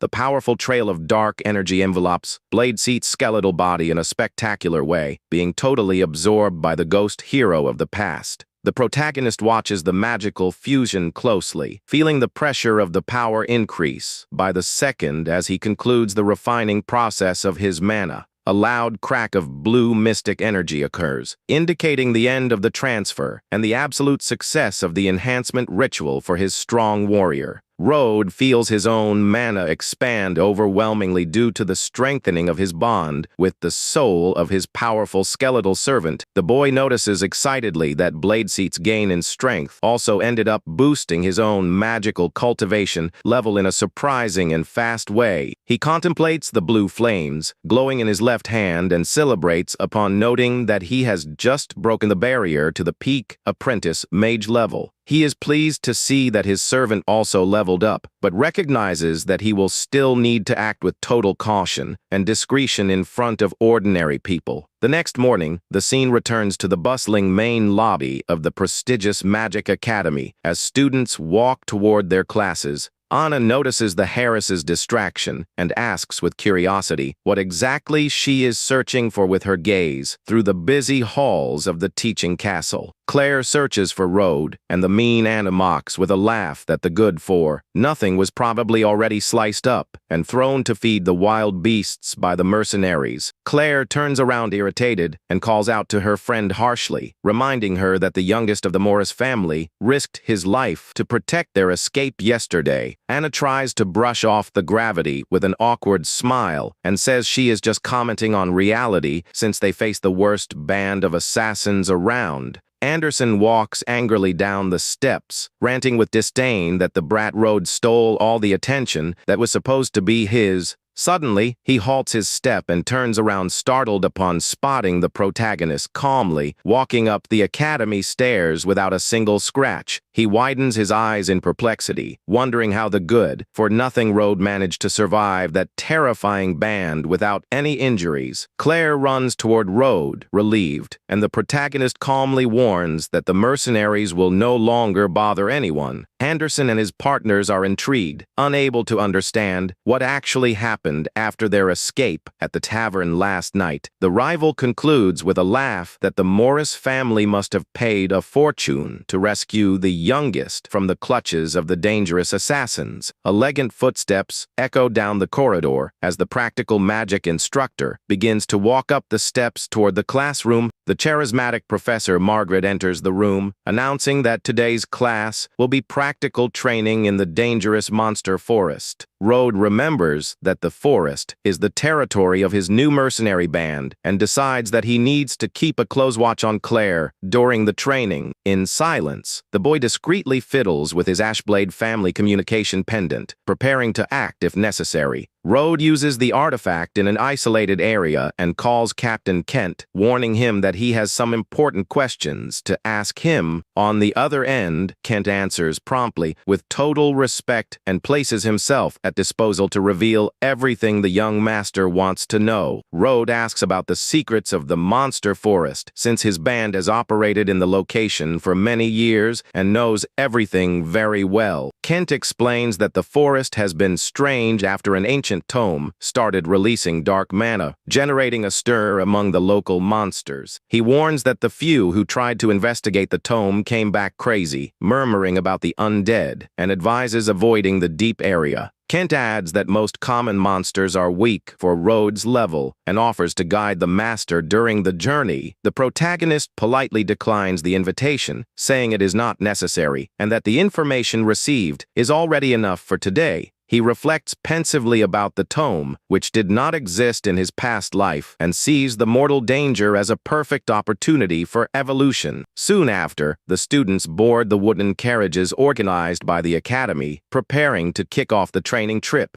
Seated in the carriage, the young nobles observe the beautiful valley landscape stretching all around as they approach the final destination. In the middle of the trip, Anderson's lackey asks in a low voice if the plan to attack and take revenge on Road in the forest is still on. Anderson replies coldly that his focus is Claire, but swears he will kill Road if the boy dares to cross his path again today. The carriages finally arrive and park at the borders of the terrifying and dense monster forest, where the training will take place. The professor gathers the youths in the dirt courtyard and encourages them to use all their practical talent to face the dangers from then on. She warns about the recent increase in shadow wolves and gives the mission to hunt the beasts and deliver a claw as proof by dusk. Right after entering the woods, a violent rumble occurs as a huge, glowing fireball is conjured and fired high into the air. The magic explodes spectacularly in the treetops, drawing enthusiastic shouts from the students watching Anderson's power show. Anderson displays a proud smile, thinking that this is the perfect opportunity to use his fire magic to impress the Harris. Anna comments enthusiastically about the strength of the boy's fireball and insists that Claire form a team with the young lord to go together. Claire hesitates and replies timidly that she thinks it is much safer to stay by Road's side after what she witnessed at the tavern last night. Road walks in silence in a solitary way through the dense woods, observing the movement of the other students in the distance at the hunting courtyard.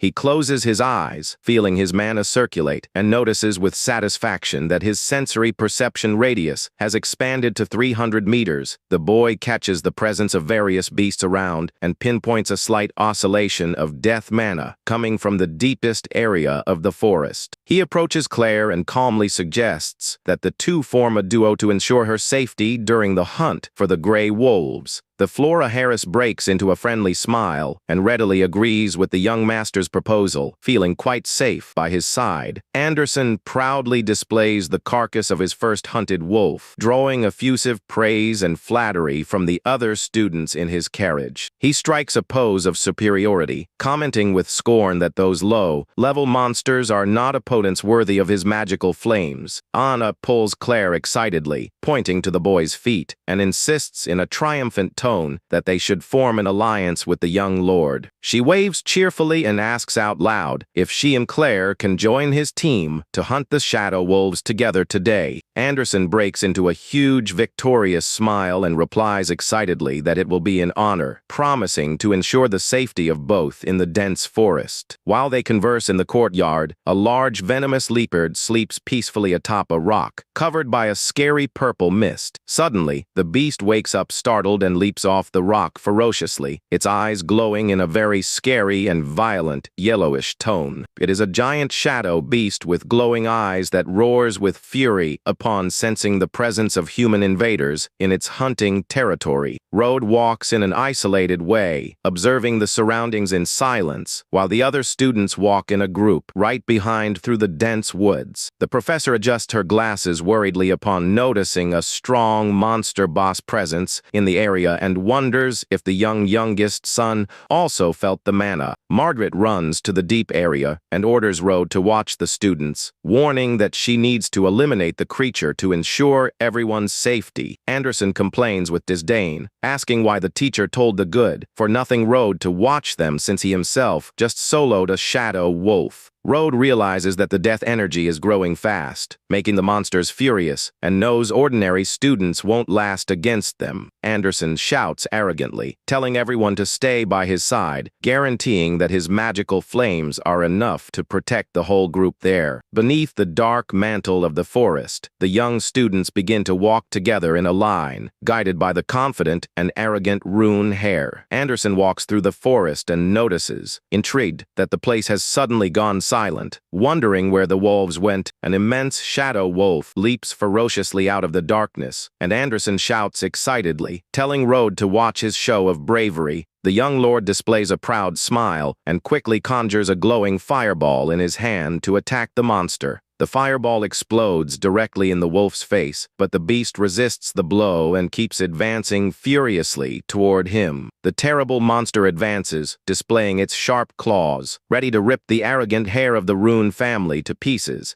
The beast leaps swiftly toward the desperate boy, who retreats terrified without managing to react in time to avoid the impact. Anderson screams in panic, not understanding why his fire spell, which used to solo the beasts, failed completely this time. The huge shadow wolf roars with fury, showing its sharp teeth and cornering the students in the middle of the dense forest. However, Rode quickly appears in front of the rival and activates his power, generating intense blue flames to combat the giant beast. The concentrated attack hits the monster's chest full-on, neutralizing its violent onslaught in a spectacular and fast way. Anderson watches the scene perplexed and in a cold sweat, unable to believe that the good-for-nothing Rode saved his life with such ease. The gigantic shadow wolf falls defeated to the forest floor, leaving the entire group of students open-mouthed at Rode's power. Claire watches the scene shocked and asks, marveling at how Rode could defeat with a single blow the wolf that almost killed Anderson. Anna sweats with dread upon realizing that the boy truly has absurd power and that he lied about the excuses for his survival. Rode realizes that many monsters are approaching and decides that the only way to save everyone will be to summon his giant servant. The protagonist starts running toward the dark woods, and Claire screams in despair, begging him to come back because it is dangerous. Rode steps into the dark mist and comes across dozens of fierce wolves with red eyes surrounding him from all sides of the clearing. Without showing fear, the young necromancer holds out his hand and conjures his greatest power, ordering his powerful servant to manifest there. The forest floor shakes violently as the colossal earth destroyer emerges from the shadows, answering his master's call. The boy positions himself and firmly orders his enormous skeletal monster to eliminate all the enraged wild beasts. In the yard, the terrible bone giant lets out a monstrous and frightening roar, setting off to attack the horde of shadow wolves right there. The creature crushes the ground with devastating force, generating an explosion of dirt and dust that sends the wolves flying through the air all at once. Upon feeling the rumble, Anderson and his friends tremble with fear upon recognizing the overwhelming power of the Earth Destroyer coming from the woods. Claire gets worried, while the envious Anna complains with a laugh that the good-for-nothing Rode was certainly devoured by the monster in the forest. Anna grabs Anderson's arm, begging for protection, and the young lord, trembling with dread, merely stutters in agreement with the girl. Meanwhile, the immense skeletal servant keeps tearing the wild beasts apart with its giant, implacable bone claws. The Earth Destroyer stands victorious before the remainder of the frightened wolf band, imposing its monstrous presence in the clearing. Rode notices that some wolves were not corrupted by the dark mana and calmly orders his giant to spare their lives there. Obeying the necromancer's order, the gigantic creature turns its back on the beasts and begins to walk slowly back to the refuge. Suddenly, the sound of moving leaves catches the protagonist's attention, indicating that something dangerous is approaching the location now. In another part of the woods, Anna falls into despair and holds her terrified head upon noticing that the trail of destruction is approaching them. But she breaks into a relieved smile upon seeing that they are just shadow wolves fleeing frightened and not the terrifying skeletal giant. Anderson displays a brave smile and swears to the girls that his magical flames are more than enough to defeat the wolves there. Meanwhile, in the deep area, Professor Margaret concentrates her immense red energy on her staff, preparing her best spell. With an extremely focused and determined look, she aims toward the hidden monster, disposed to use all her strength to eliminate it. She unleashes a colossal column of red fire that tears through the dark forest sky, exploding directly against the terrifying creature. After the big explosion, the professor celebrates, exhausted upon seeing that the terrible monster boss was completely carbonized by her power. However, she notices a trail of dark mana on the monster's body and realizes worriedly that there is something terribly wrong in the deep forest. Margaret widens her eyes in complete shock upon hearing a sinister sound approaching her position in the middle of the dark forest. The echo of horse footsteps resounds through the dark and cold woods, increasing the tension as a mysterious figure begins to emerge in the mist. The horse's hoof steps into muddy water enveloped in blue flames, revealing the frightening nature of the creature that has just approached.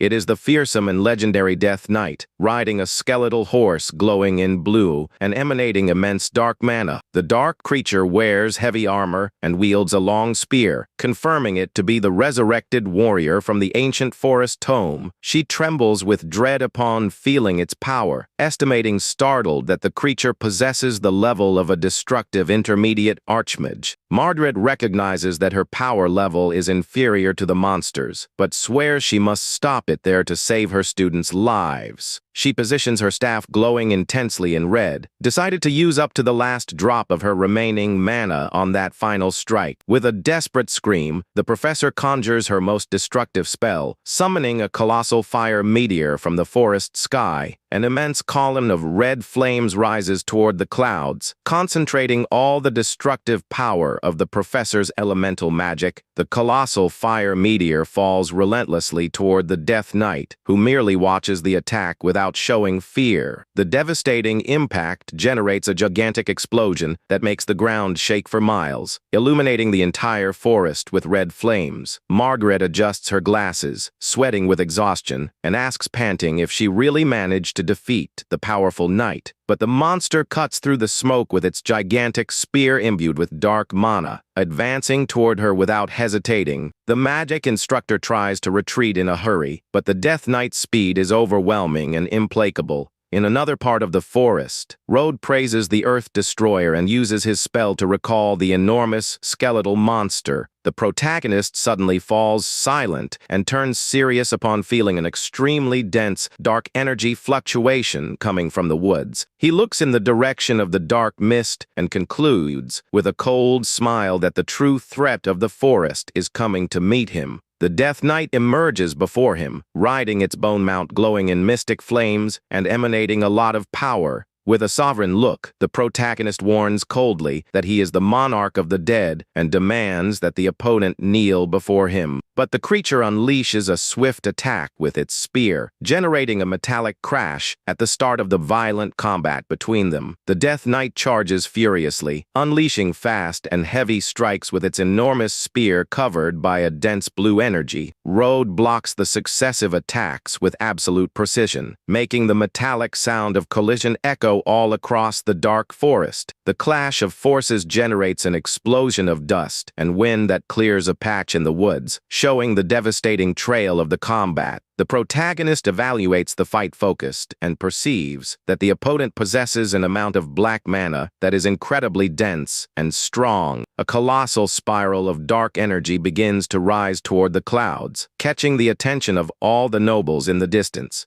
Claire trembles with dread upon feeling the immense pressure of the rising power and confesses that her body simply cannot stop shaking. Anderson points tensely to the light and comments, sweating, that the explosion occurred right in the direction where the good-for-nothing road ran off alone. The spiral of death energy keeps spinning spectacularly over the clearing, creating a devastating magical storm in the woods. Fallen and injured on the ground, Professor Margaret watches the smoke with immense concern, with no strength left to manage to stand up and fight. She remembers with despair that the students' carriages are right in the direction of the monster's route and tries to move at any cost. Back to the combat, Road positions himself with his iron sword in hand before the knight, who stares down at him from atop his dark mount. The protagonist realizes that the monster instinctively seeks to hunt the strongest prey to evolve, and concludes that it made a bad choice of target. With a cold and deep look, Road says the creature's pathetic and promises to end its suffering using his true power. The Death Knight ignores the warning and raises its giant spear, preparing to deliver a lethal strike to rip Road's body apart. Blue energy envelopes the monster with fury while its soul begins to emanate a frightening pressure under its captain's orders. The knight charges swiftly with its mount, activating its furious charge technique and shouting that it will never submit to Road's control. The monster runs toward the protagonist with absurd speed that makes the earth and tree leaves tremble under the weight of the attack. The boy dodges with mastery, knowing he cannot clash head-on with the creature in a direct physical way due to his current level. He focuses his dark mana and conjures the secret necromancy art of memory echo to manipulate the mind of that ancient undead hero. An immense blue illusion begins to manifest in the room, enveloping the knight's mind and forcing him to relive his old memories. The monster's mind is transported to an old bloody battlefield from the primordial era, created exclusively by Road's magic. Totally trapped in the illusion, the Death Knight weakens his grip on his mount's reins while his mana begins to fluctuate wildly. He sees himself surrounded by thousands of iron soldiers who fall chaotically around him as he relives the moments of pain from his death. The monster lets out a desperate roar of agony and hatred upon realizing he was cornered in the clearing by the protagonist's illusionary technique. Two immense blue eyes glowing in mana emerge in the sky of the illusion, and Road warns coldly that that grave will be his final destination. Road evaluates the opponent's power level seriously, knowing the knight is weakened, but trusts in the victory of his strong servant. The imposing spirit of the legendary swordsman materializes in the air, wielding his colossal illuminated sword under his sovereign's orders. The glowing-eyed servant swears absolute loyalty to the protagonist and guarantees with respect that he will kill the terrible opponent without any hesitation. Totally insane due to the memory echo, the Death Knight transforms into a combat machine and sets off for the final charge right there. Bon Crown Blade Seat unleashes a perfect and devastating semicircular slash, creating a wave of blue energy that cuts through the air with extreme speed. The brutal impact between the gigantic blades generates a violent rumble, shaking the surrounding trees and cracking the clearing's stone ground. The Death Knight's bone spear is swatted away with overwhelming power due to the destructive force of Bon Crown Blade Seat's swordsmanship strike. The clash of forces generates a magnificent explosion of blue energy that shatters the clearing's rocks and kicks up an immense dust curtain right there. The two ghost warriors engage in a frantic exchange of fast and precise strikes with their weapons, illuminating the entire dark forest. The ground is completely cracked by the incredible magical pressure unleashed by the giant's battle, collapsing part of the dense forest terrain. Bone Crown Blade Seat moves like a swift blur and unleashes a perfect diagonal slash against the knight's heavy armor in the combat. A sharp sound of breaking metal echoes when the strike hits the opponent's spear, which cracks entirely due to the absurd force of the impact right there. The Death Knight tries to defend himself by raising his arms, but realizes in despair that his weapon was rendered useless by the servant's fantastic swordsmanship. With a brutal downward movement, the skeletal hero strikes the opponent's chest, knocking him off his mount with immense force and violence. Fallen in a humiliating way on the ground, the knight accepts his defeat, recognizing with respect that he faced a far superior and powerful warrior. The defeated monster lets out a final roar of agony as its body begins to dissipate into pure blue mana under the command of Road Morris. The Death Knight screams furiously, ordering his opponent to die as he prepares a final blow with his dark energy. He delivers a devastating attack, cutting through the air at impressive speed and releasing a massive wave of purple power. The violent strike advances, destroying everything in its path and generating a huge shock wave that consumes the entire clearing. Facing the attack, the Phantom Servant remains completely calm and focused, ready to counterattack with mastery. He activates his powerful sword technique, creating a spinning shield of blue flames around his body. The collision of the two giant forces generates a catastrophic explosion that lights up the skies and cracks the forest floor. After the loud crash, the knight observes the smoke from atop his mount, believing he has won the combat. But the monster is soon surprised to realize that his adversary's body simply vanished from the spot without leaving a trace. In the blink of an eye, the blue, flamed hero appears right behind him on the mount, preparing the mercy strike. Without giving time for a reaction, the warrior advances with extreme speed to execute his definitive attack. He conjures his soul-piercing technique, delivering a piercing attack imbued with overwhelming mana. The strike cuts through the night, releasing a colossal beam of blue energy that tears through the monster's armor and body. The servant whispers the master has granted truth-death to the knight as the opponent begins to disintegrate. With a final crash, the powerful knight's body explodes into pieces, scattering energy fragments across the forest. The battle finally ends, leaving only a devastated clearing and small blue flames floating calmly through the air. The loyal swordsman kneels before Road and reports with deep respect that the terrible enemy has been defeated. Road appears, walking calmly through the woods, and congratulates his servant on the excellent job in the battle. The boy then reaches out his hand to collect the remains of the knight's weakened soul, which are now floating before him. With a serene gaze, he wishes that poor lost soul would finally rest in peace for all eternity and dispels it. Meanwhile, Professor Margaret walks hurriedly through the forest, following the tracks of destruction left behind. She thinks worriedly that she needs to stop the knight, no matter what, to ensure the safety of all her students. Suddenly, she stops and widens her eyes, in complete shock upon spotting something totally unexpected in the clearing ahead. She spots Road standing in the middle of a huge, devastated, and barren landscape, unable to believe what she is seeing. Margaret is incredulous to realize that the young man standing there at the center of all that destruction is none other than Road Morris. She notices that the evil aura has completely vanished at that spot and wonders if the boy could have been responsible for killing him. Road turns around, feigning innocence, and says he is extremely relieved to see that she managed to escape safely. The professor approaches and asks anxiously if he happened to see a headless knight revived by black magic nearby. He lies, saying he saw no creature with that description, leaving Margaret even more confused by the state of the location. The boy explains that the area was already completely destroyed like that when he arrived following the forest wolves. She distrusts the answer because she doesn't sense any other powerful presence and wonders if he might be hiding his strength. Margaret decides to accept the justification for now and makes a point of thanking him on behalf of the entire student class. Road suggests leaving the thanks aside and warns that her torn clothes will end up worrying the other students.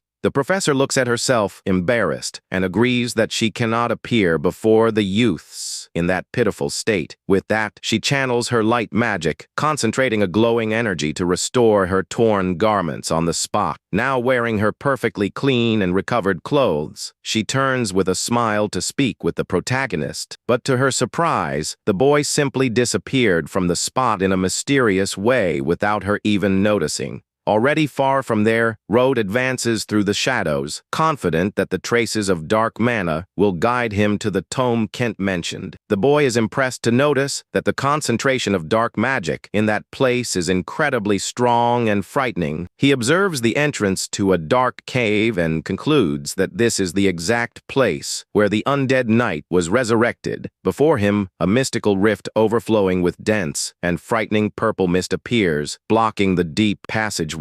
Without showing any fear, the protagonist simply crosses the purple magical barrier with total tranquility. Upon reaching the other side, he lets out a slight smile and murmurs, satisfied with finally having found his great objective. Before his eyes is revealed a gigantic blue summoning circle, glowing intensely in the middle of that ancient ruin. Road makes a quick movement, dispersing the residual energies and approaching the center of that mysterious place. With authority in his voice, he orders the shadows and lesser spirits to get away from there immediately, clearing the path. A crash echoes through the underground chamber as the protagonist's power completely dominates the gloomy environment. He examines the blue stones on the floor and realizes that someone used that artificial circle to revive the legendary warrior. The boy concludes that this conspiracy caused the out-of-control state in the forest and that there is a mastermind acting secretly in the shadows. He picks up one of the magic stones and dismisses the amateur spell, stating that it is a true offense to necromancy. With a victorious smile, Road puts away the dark mana stones, knowing they will be extremely useful for his future plans. Margaret watches the students from afar, relieved to realize that the Death Knight did not reach them. She approaches, asking if everyone has finished their tasks, and warning that they will return to the academy as soon as everyone arrives. Claire warns worriedly that Road has not returned yet and tells that a terrible mana hurricane arose right after he entered the woods.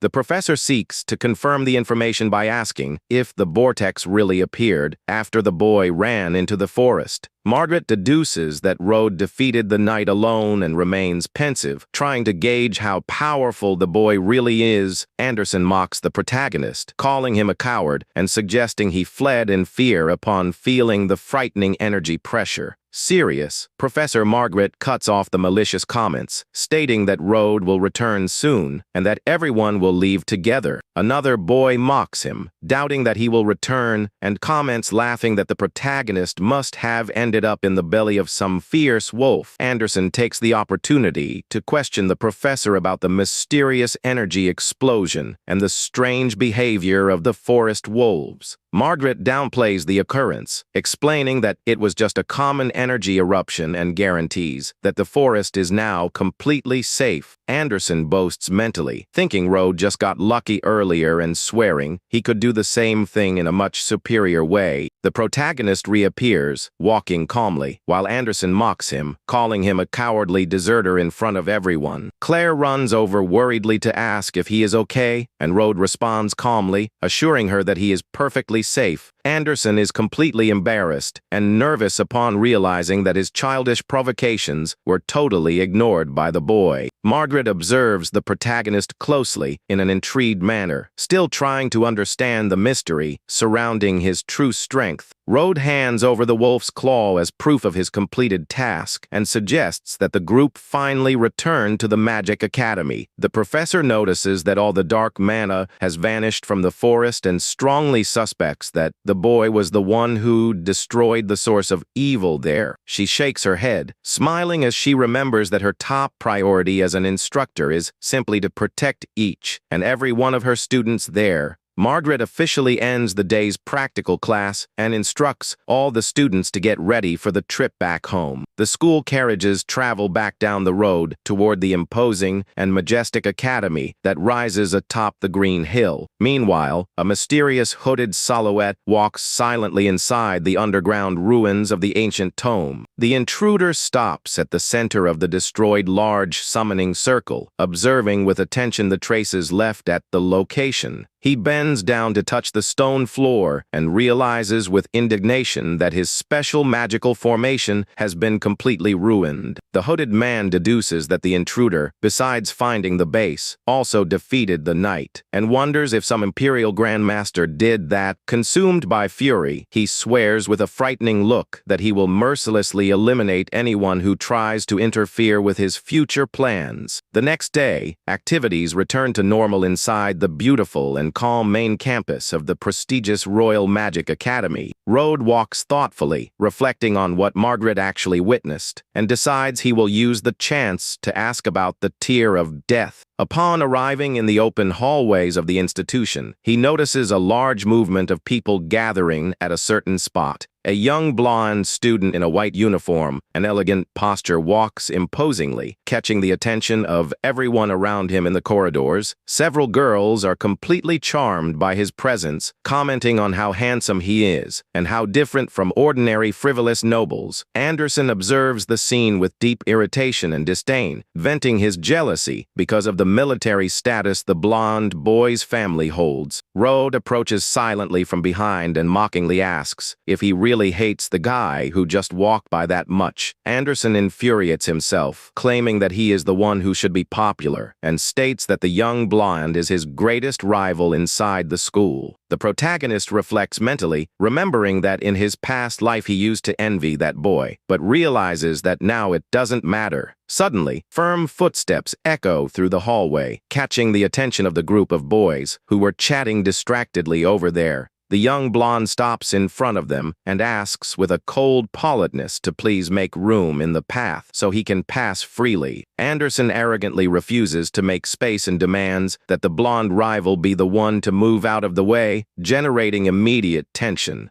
The two stare at each other in an extremely tense and provocative way up close, with sparks almost coming from their looks of pure discontent. The other students observe the direct confrontation nervously, knowing that both noble families involved are incredibly influential. Professor Margaret appears holding her book and suggests with irony that they resolve their differences in today's physical combat practical class. Kaya immediately apologizes politely to the professor and decides to withdraw from the spot with his companions to avoid fights. Anderson provokes him one last time, setting up a score to settle for the practical class, and grumbles, calling the rival an arrogant show off. While everyone disperses, Rhodes seizes the opportunity to approach the professor, seeking to have a private conversation with her, already inside her private office. Margaret settles into her armchair and asks the protagonist what he wishes to discuss that is so important. The boy asks directly if he could receive an official waiver to miss this afternoon's physical combat class. With a shrewd smile, Margaret inquires if he wants to avoid trouble or if he is just trying to hide his real strength from the other peers. The protagonist is embarrassed by the instructor's spot on perception and sighs lightly, realizing he won't be able to fool her easily. She comments that he certainly has a second secret motive for seeking her out, and Rode admits sincerely that she is entirely right. The boy then gets straight to the point and questions her if she has ever heard of a legendary mystical item known as the Tear of Death. The professor confirms that she knows the Millennium Artifact and reveals that it is kept in the Academy vault because no one can decipher its use.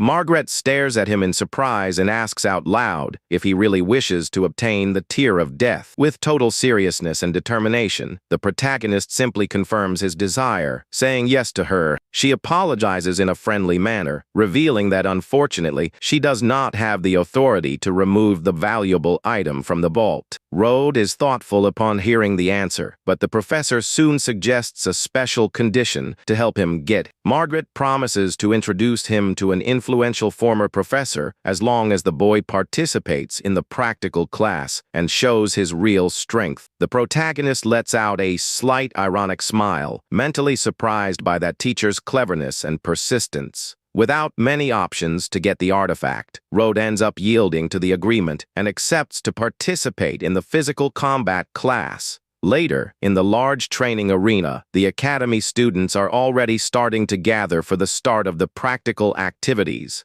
Eleanor, a beautiful silver-haired young woman, stretches her muscles gracefully, catching everyone's attention on the court. The boys whisper in amazement at her beauty and comment in murmurs about the mysterious and influential family she belongs to. The crowd notices when young Master Kaya starts walking toward the girl, fueling the rumors about them even more. He approaches with a friendly smile, greeting the young woman and asking politely how her grandfather's health is. Alinder thanks the kindness with sympathy and responds cheerfully that the old man has been doing very well lately, but suddenly she spots someone walking in the back of the gym and widens her eyes upon recognizing her true master. Without thinking twice, the girl completely ignores Kaya and turns radiantly to go talk to Road, who has just arrived. Upon noticing her approach, Road quickly puts his finger to his lips, making a discreet sign for her to keep a secret. The young woman immediately covers her mouth, startled, and obeys her master's silent command not to reveal his identity there. Kaya is completely in shock and has a gloomy expression upon realizing that he was simply brushed aside in front of everyone. He stares at Road with deep indignation and jealousy, wondering who that insignificant boy could be for Eleanor to prefer him over others. A sudden crash echoes loudly through the training gym, catching the attention of all the students present. Anderson appears furious, shouting loudly that Kaya is going to pay dearly for all the humiliation he made him go through during that morning. Already irritated by the previous situation, Kaya cracks his knuckles, accepting the challenge, and warns that he is in a terrible mood today. Meanwhile, a shaved-headed bully student approaches Road, provoking him with an offensive nickname from behind. The bully stares at him mockingly, remembering that the boy also got in Kaya's way, and threatens him, saying he is going to break him all up. At the same time, the crowd begins to gather enthusiastically upon noticing that Anderson and Kaya are about to start a physical duel.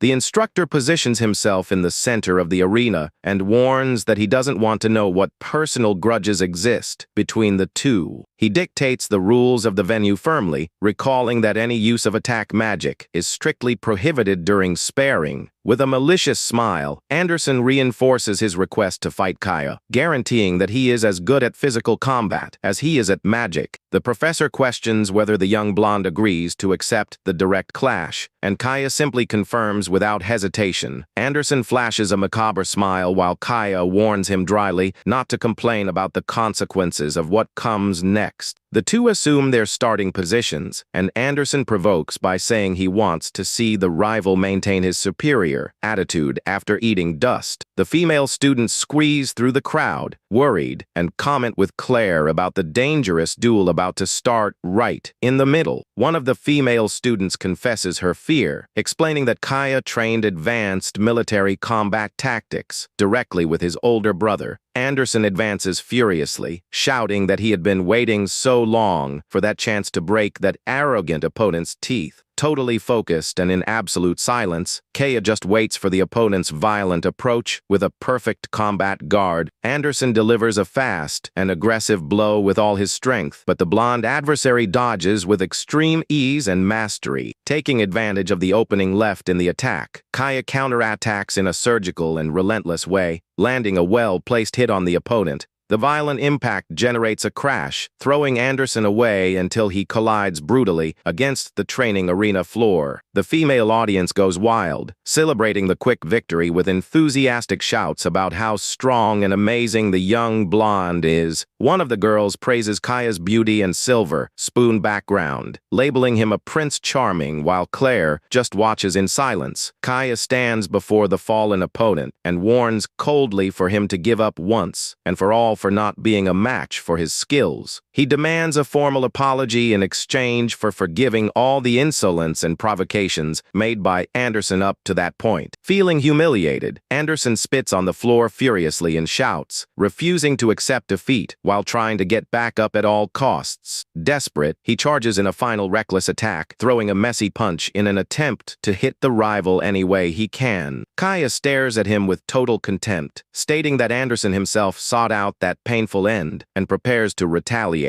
With an overwhelming punch to the face, he knocks Anderson out once and for all, making him crash unconscious onto the arena with great impact. The entire audience of students falls into complete silence, widening their eyes in shock at the brutal and rapid outcome of that combat. Margaret watches everything from above in an analytical and serious manner, showing no type of surprise at Kaya's impressive strength. The bully takes the moment to intimidate Rode, stating that soon the protagonist will be on his knees begging for mercy too. He cracks his fists with disdain, murmuring that even after reincarnating there are still arrogant fools who need to learn a good lesson there. The bully delivers a violent punch against Rode, shouting a warning never to dare cross his path ever again. Rode dodges easily, remembering that in his former life he solved everything with his army and rarely fought hand to hand. The boy ponders that this doesn't mean he hasn't mastered martial arts and concludes that he doesn't need effort to win. In the blink of an eye, the bully is knocked down to the floor, and Rode looks down at him coldly, stating that he is no match for his strength. Kaya watches the scene and widens his eyes in extreme shock to see his ally defeated with such ease by Rode. The bully's body collides brutally against the wooden floor of the arena, breaking the planks due to the immense impact of the blow. He slides unconscious across the arena, kicking up dust, and leaving all the students present in a complete state of disbelief. Kaya observes the defeated companion on the floor, and his expression becomes even more serious upon realizing the real danger before him. Professor Margaret watches everything very surprised and intrigued, confirming with her own eyes her suspicions about Rode. In the distance, the girls comment, startled, wondering if it really was the mild-mannered Rode who pulled off that absurd move. The protagonist remains in his combat stance, emanating an aura of unshakable authority that shocks everyone in the training arena. Mentally, the boy laments the occurrence, realizing that even holding back his strength, he ended up overdoing it due to the opponent's fragility. Kaya approaches his past, out-colleague to evaluate his health state, and stands in complete silence, with his pride wounded on the spot. He gets up, walking slowly toward the protagonist, and asks in a threatening way if his name is really Rode. Kaya stares at him with hatred in his eyes, questioning whether it was really necessary to use so much extreme violence during a simple training session. Rode counters calmly, stating that he controlled his power well and guarantees mockingly that the defeated boy will be perfectly fine. The protagonist points at the unconscious Anderson and says Kaya has no right to complain after what he did to the other colleague. Kaya is consumed by overwhelming fury, and his body begins to emanate a dense and frightening aura of pure dark energy right there. The female students panic, shouting that Rode is in trouble for having provoked the most dangerous adversary in the Magic Academy. The other boys whisper, astonished at the audacity of the failed heir of the Morris family in defying the powerful Master Kaya. Eleanor covers her face, very distressed, but her real concern is whether her Master Rode won't end up severely hurting the rival. Margaret watches everything with a smile on her face, thinking that this is the ideal chance to see Rode's power in order to give him the item. Kaya's body trembles with hatred as he positions himself to attack, discharging all his repressed physical strength toward Rode. The students comment enthusiastically upon noticing that Kaya will use his legendary secret military technique that destroys everything even without using mana. He prepares his special Iron Fist attack, concentrating an overwhelming, crushing force to deliver the lethal blow. The young blonde advances like a swift lightning bolt, proving that he didn't use even half of his real agility during his fight against Anderson. Seeing that the protagonist remains motionless without trying to dodge the blow, the spectators scream desperately, thinking he will die. Kaya's massive fist comes down with absurd speed against Rode's face in a direct attack that seems impossible to stop. With a deafening crash, Rode blocks the mortal attack, using only one of his hands in an extremely calm and secure manner. Kaya is left perplexed and speechless upon realizing that his rock-destroying punch was stopped effortlessly by the boy before him. With a violent and quick pull, the protagonist totally destabilizes his rival's posture, pushing him backward with ease. Kaya sweats cold with rage, remembering all the years of rigorous training, and refuses to accept that he is losing to a failure. Rode reprimands the opponent, stating that if that blow had hit Anderson, the other boy would spend months lying on a stretcher. The students watch the scene incredulously, inventing excuses as that Kaya must have held back his strength so as not to hurt the opponent. opponent, while the crowd defends him. Kaya ignores the comments and once again concentrates his dark aura with even more fury to attack again. He roars, unleashing his chain fist technique, preparing a devastating sequence of rapid punches against the boy. A furious storm of rapid punches advances toward Road, covering his entire field of vision with insane speed right there. Road observes the frenetic onslaught with total coldness, evaluating mentally that the blonde opponent should withstand a counterattack well. The protagonist clenches his right fist, concentrating an absurd amount of physical strength to prepare the definitive response blow. An absurd crash shakes the entire training arena when Road delivers a direct punch, generating a massive shockwave in the air.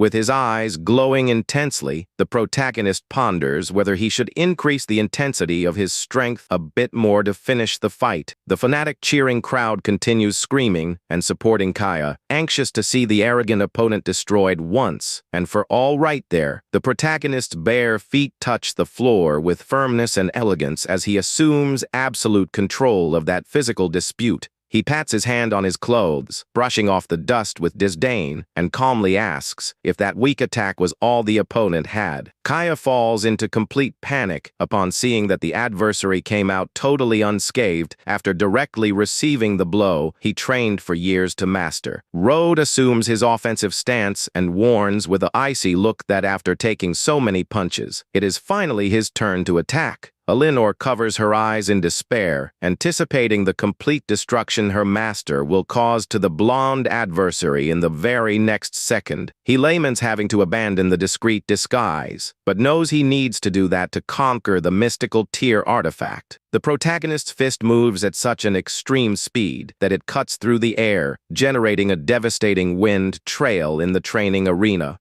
A colossal illusion of a demonic fist comes down with crushing power toward Kaya, completely swallowing his frightened figure right there. Kaya is left completely terrified up close upon seeing Road's massive fist coming straight at him with no chance of defense. The colossal impact of the punch generates a destructive wind wave that hurls Kaya's body violently backward into the arena. With a devastating crash, the young blonde collides against the bleacher wall, destroying the structure with the impact of the blow. He collapses completely unconscious on the floor with a bloody face after directly receiving Road's overwhelming power. The female students watch the scene stupefied, unable to believe that the guy considered useless defeated the school's strongest prodigy. Claire watches the scene shocked and finally realizes that the strength Road showed in the tavern that day wasn't just a stroke of luck. Other female students run distressed to tend to Kaya while shouting at Road, accusing him of acting maliciously. In a simple training session, the noble boys gather to curse the protagonist, claiming that Kaya would never lose to him in a real, true battle. The group demands that Road apologize immediately, insulting him for having been expelled from his own noble family because of his attitude. With an icy gaze, the boy reflects that in his past life he would have already sent his undead army to eliminate all the annoying ones. But before he does anything, Eleanor gives a shout of enough, ordering imposingly that everyone shut their mouths immediately right there on the spot. Road turns around, surprised, to observe the girl who decided to intervene in the discussion in his defense before the entire class of students. She rages furiously, questioning who they think they are to judge the attitudes and immense power of young Master Road. Like that,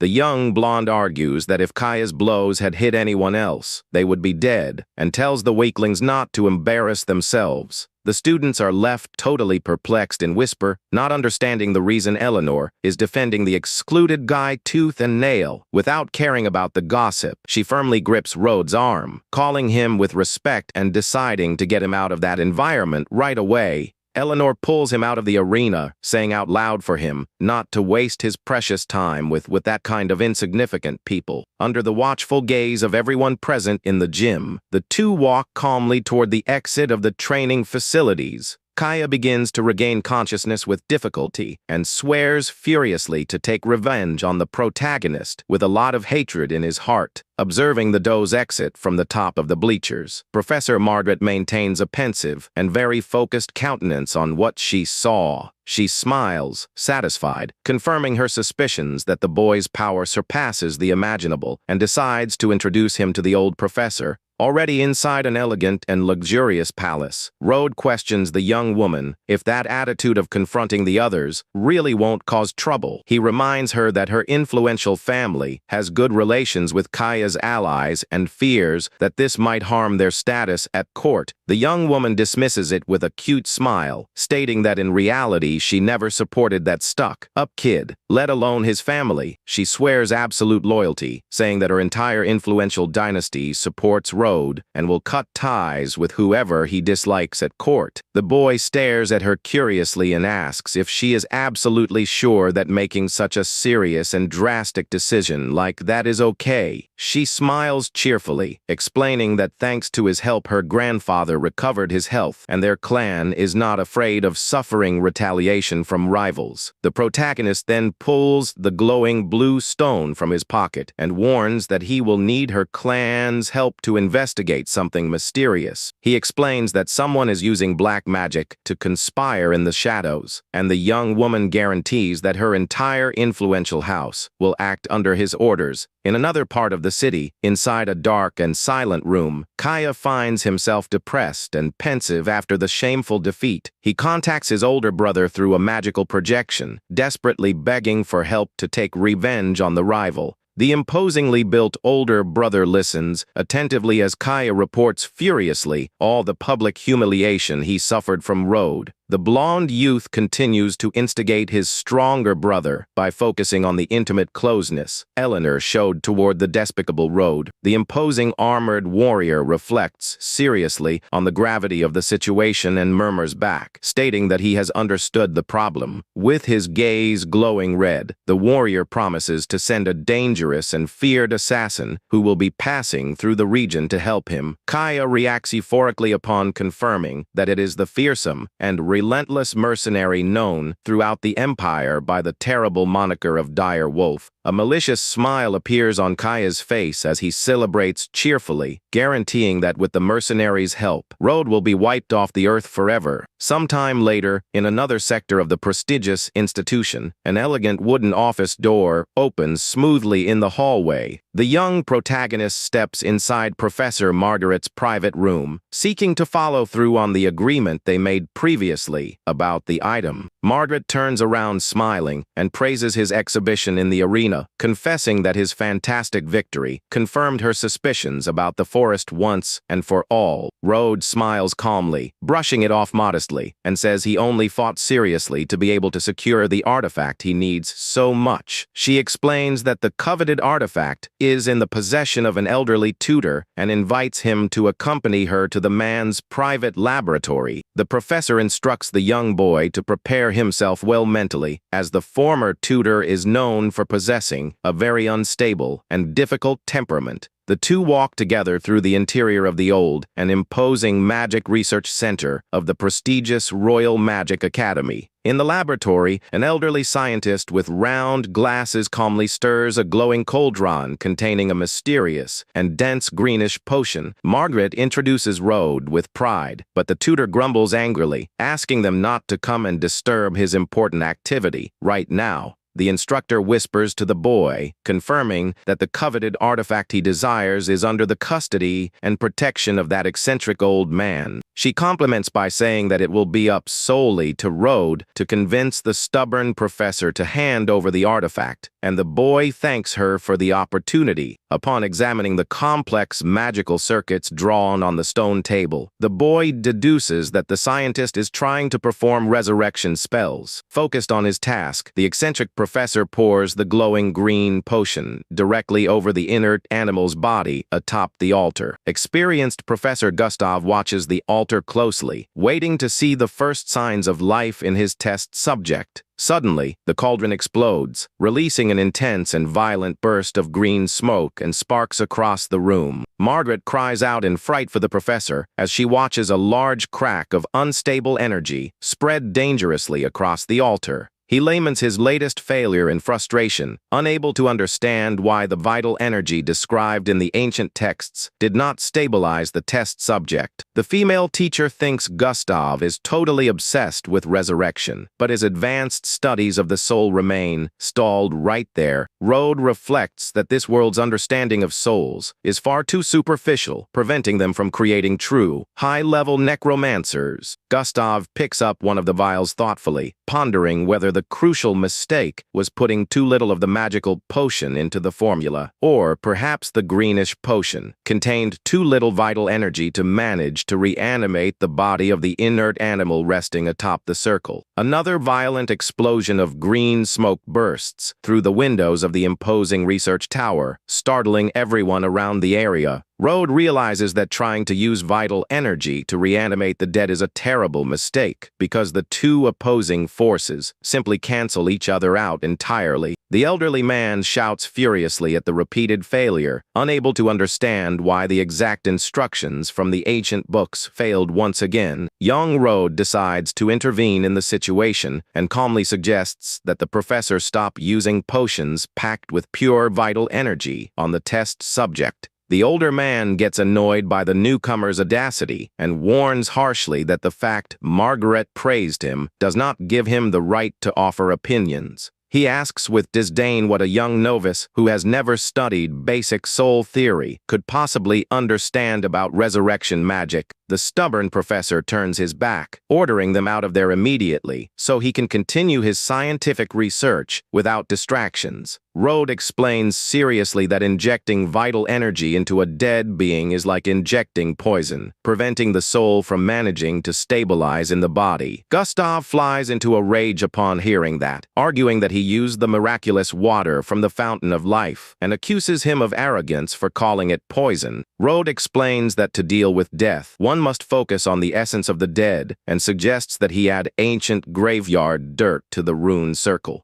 Margaret panics in silence, calling Rode crazy for contradicting the theories of the proud and temperamental professor at that moment. However, the experienced tutor is left completely paralyzed and thoughtful as he reflects deeply on the innovative theory spoken by the young novice. Determined to test the idea, he collects a handful of ancient graveyard dirt and carefully pours it over the magic circle and the inert body. The very next second, the feline's body begins to float in the air, wrapped in a bright and stable mystic energy that radiates a strong presence. The older man's eyes widen, overcome by immense hope as he realizes his millennial research is finally about to achieve a major triumph. Margaret is extremely stunned as she watches that impressive change in the test subject, unable to believe that Rode's suggestion worked. Rode reflects in silence, knowing that because that soul had been scattered for a long time, a much higher level of necromancy would be necessary. He secretly decides to use a bit of his true dark power to guide the lost soul back into the feline's body on the stone table. The protagonist's gaze shines brightly as he evokes his absolute monarch authority to summon the animal's spirit back. The glowing beams of energy converge perfectly and in a coordinated manner toward the small body, establishing the final bond of life there. Under Rode's supreme command, the soul is successfully restored, causing the feline's bright green eyes to open full of vitality. The feline lets out a tender meow and walks on its feet across the table, although the protagonist knows the spell will last for a maximum of 7 days there. Gustav and Margaret stare at the miracle with wide eyes and open mouths, unable to contain their sheer astonishment at the boy's success.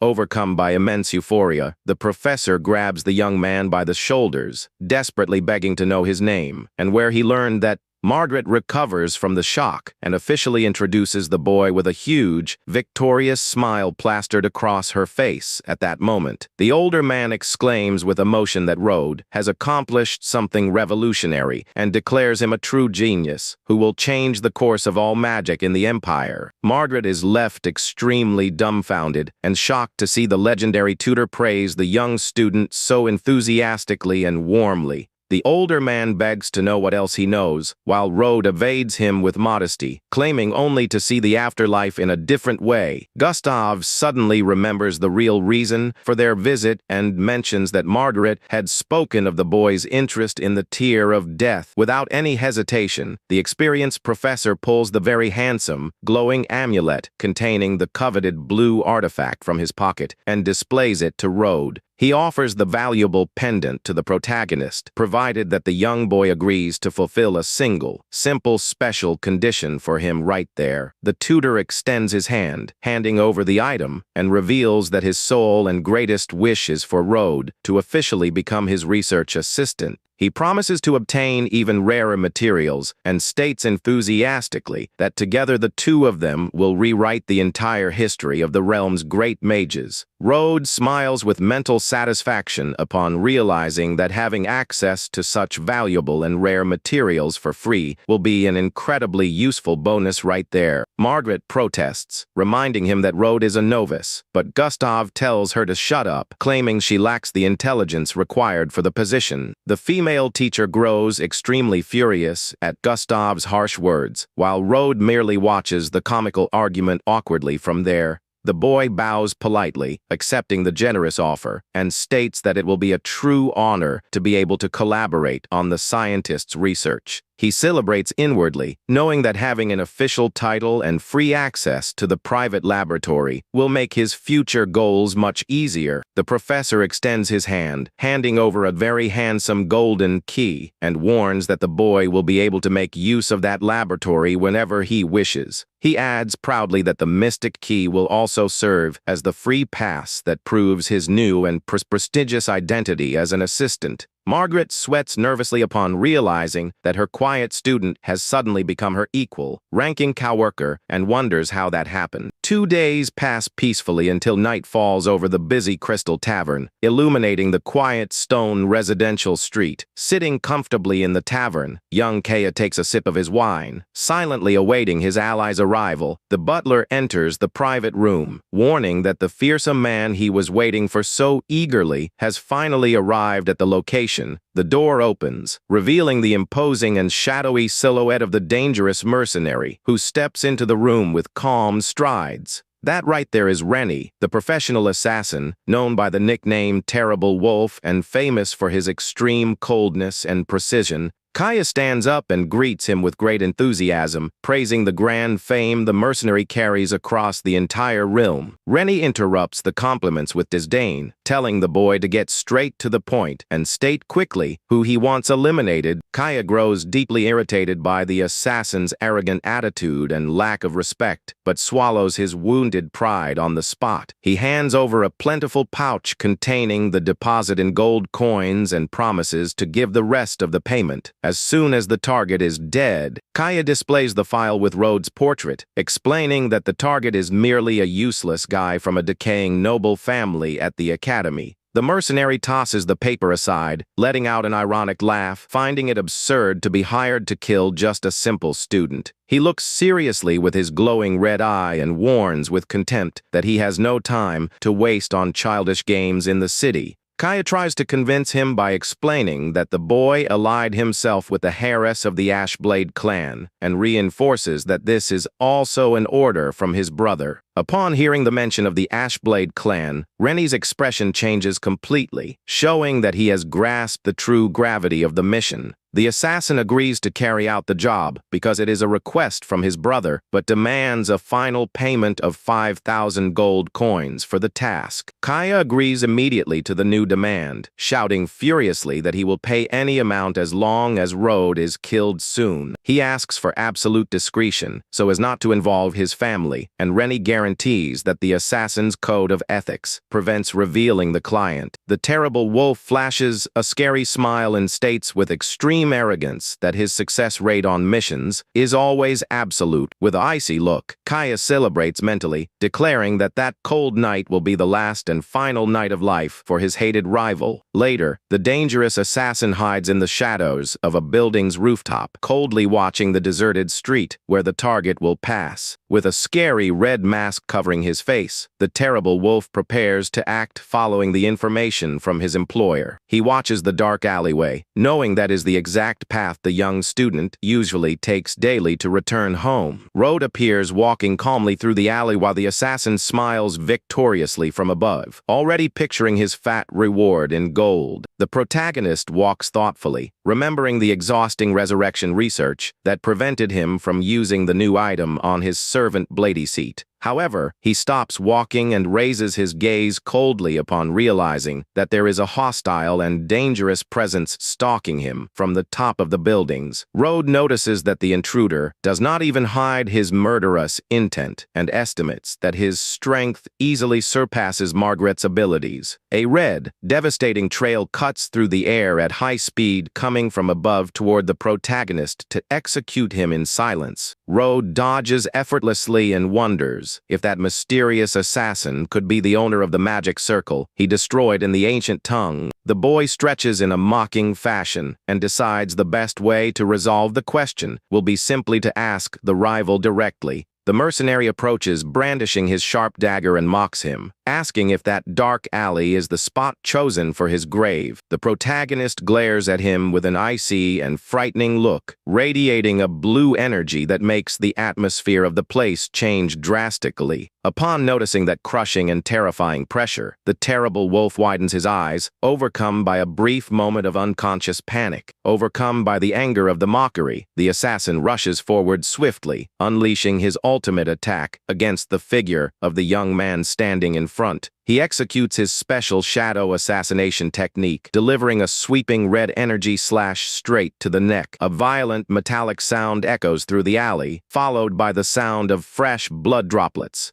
splashing continuously on the stone floor there. Road catches the sharp blade directly with his bare hand and demands to know with a scary look who the mastermind behind that assassination attempt was. The assassin panics upon seeing that his most powerful lethal attack of a lifetime was stopped with extreme ease by the boy's hand. With a quick and abrupt movement, the mercenary's weapon is thrown far away, breaking his attack bond definitively in the contest. The terrible wolf retreats in fright, falling to the ground while Road corners him in a sovereign manner, maintaining absolute dominance over the situation there. The assassin realizes he has faced an adversary infinitely superior to him and concludes in despair that his only way out there is to flee from the spot. Rennie turns into a dark mist and tries to escape at high speed through the shadows under the watchful and icy eyes of the protagonist. Road merely watches him flee calmly and warns coldly that he possesses countless very efficient ways to make him confess the truth. Mystic chains of blue energy begin to spread at high speed through the alley, tracking the exact path the mercenary ran. Suddenly, the powerful ghost servant Blade Seed emerges from the shadows, completely blocking the assassin's escape route in the dead-end alley. The mercenary retreats in terror upon coming face to face with the imposing skeletal figure of blue flames that blocks his passage there.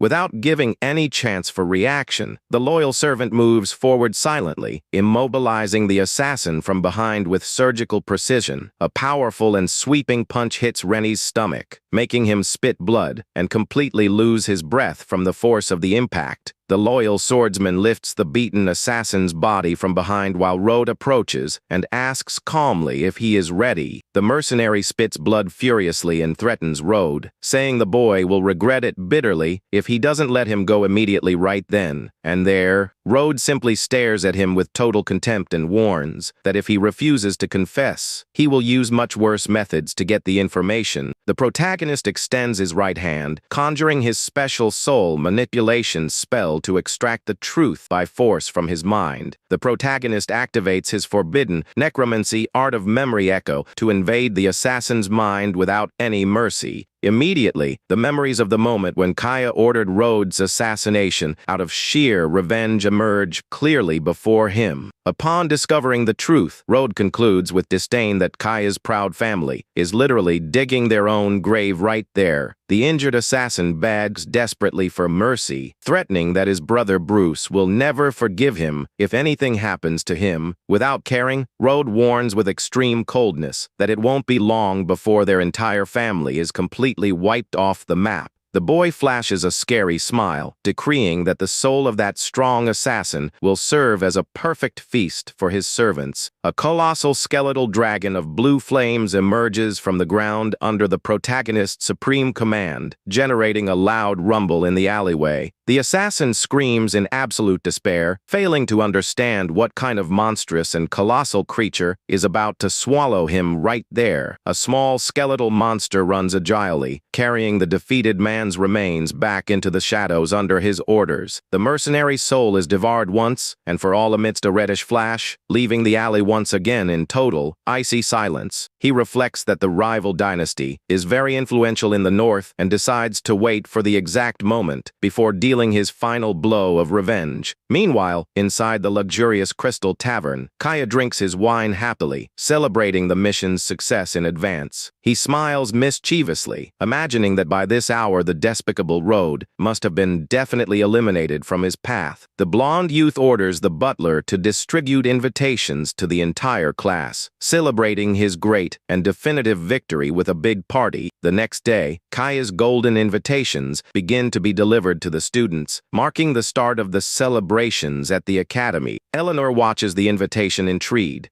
unable to understand Kaya's motives for suddenly deciding to throw a luxurious party at his family's house. She distracts herself from her thoughts upon noticing the approach of Road, who walks calmly and casually toward her meeting spot there. The young woman breaks into a huge, radiant smile on her face as she greets her dear master, who has just arrived to talk with her in the room. He notices her worried expression and questions whether all that sudden restlessness is due to the invitation envelope in her hands. She displays the letter, explaining that Kaya decided to throw a big party for the whole class for some mysterious reason unknown to her. The boy analyzes the situation while the young woman confesses with contempt that she cannot stand Kaya and has zero interest in attending the event. With a slight, knowing smile on his face, Road suggests that she attend anyway, as he already guesses the real reason for the celebration. Eleanor walks beside him and points out with surprise that Kaya didn't bother to send an invitation to Road due to their disagreements. The young woman deduces that the exclusion was motivated by the earlier beating and criticizes the extreme childishness and lack of noble posture of the rival guy. That very night, carriages begin arriving, bringing noble guests to the imposing and illuminated facade of Kaya's mansion. The strict security guard at the entrance warns firmly that only guests carrying official invitations will be allowed into the hall. Eleanor hands over the official envelope, announcing her name out loud, and introduces Road as her special companion for the banquet. The staff member grows completely nervous and hesitant upon recognizing the influential young woman, but noticing the presence of the unwanted gray-haired guy. The other guard approaches in a rush, whispering discreet advice into his colleague's ear to avoid causing any kind of commotion there. With no options, they wave them through, welcoming Eleanor with a forced smile, and also allowing the entry of her young companion. Road thanks her cleverness for getting him inside the party, and the girl apologizes cheerfully for the trouble caused at the entrance there. The imposing double gold door opens, revealing the entrance to the immense and luxurious main banquet hall of the clan's palace.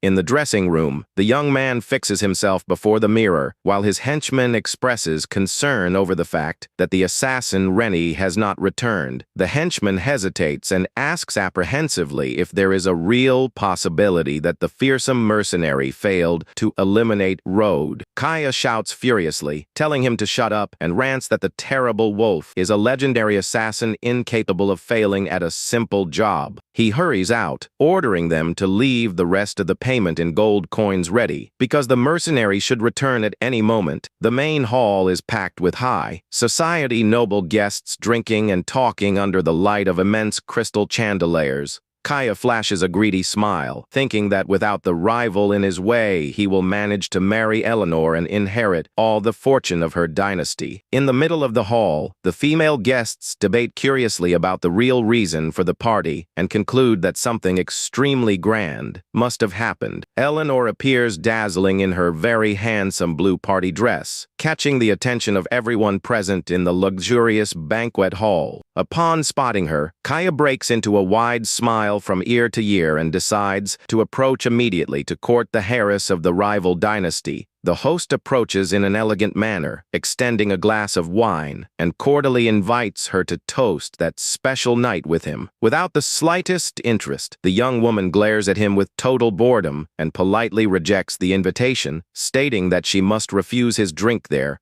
Kaya is left disconcerted, but a mysterious voice coming right behind him ironically offers to toast with the young host in the hall. The blonde widens his eyes insanely, breaking into a cold sweat upon immediately recognizing that icy voice he never expected to hear again. The protagonist reveals himself standing, smiling cynically with glowing eyes, and asks mockingly if they are not going to toast together there anymore. In complete terror and despair, Kaya completely loses his balance and crashes backward, knocking bottles and chairs onto the party's floor. Fallen on the floor, the host points a finger trembling with dread toward the protagonist, screaming desperately whether he is a human or a ghost. Rode walks calmly toward him, looking down at him with total contempt, and asks coldly what the blonde rival thinks about that. Kaya sweats from panic, unable to accept that he is alive, and questions himself mentally in complete despair where the assassin Rennie could be. With a serene gaze, Rode repeats the assassin's name and asks if he is referring to the man who tried to attack him on the road. Suddenly, the boy nonchalantly tosses the shattered remains of the dagger that belonged to the dangerous mercenary onto the floor. Kaya collapses in terror upon recognizing Rennie's weaponry and realizes in despair that the legendary assassin indeed failed the mission. The blonde youth screams in complete despair and panic, demanding to know what Rode actually did to the ruthless hired mercenary. Rode simply stares at him in a silent and frightening manner, radiating a dense and threatening dark mist of pure mystic power. Eleanor remembers the mentioned name and comments with fright that the assassin known as Terrible Wolf is very famous in the Empire. With an icy look of hatred, Eleanor authoritatively demands that Kaya explain right there what his real connection to that assassin is.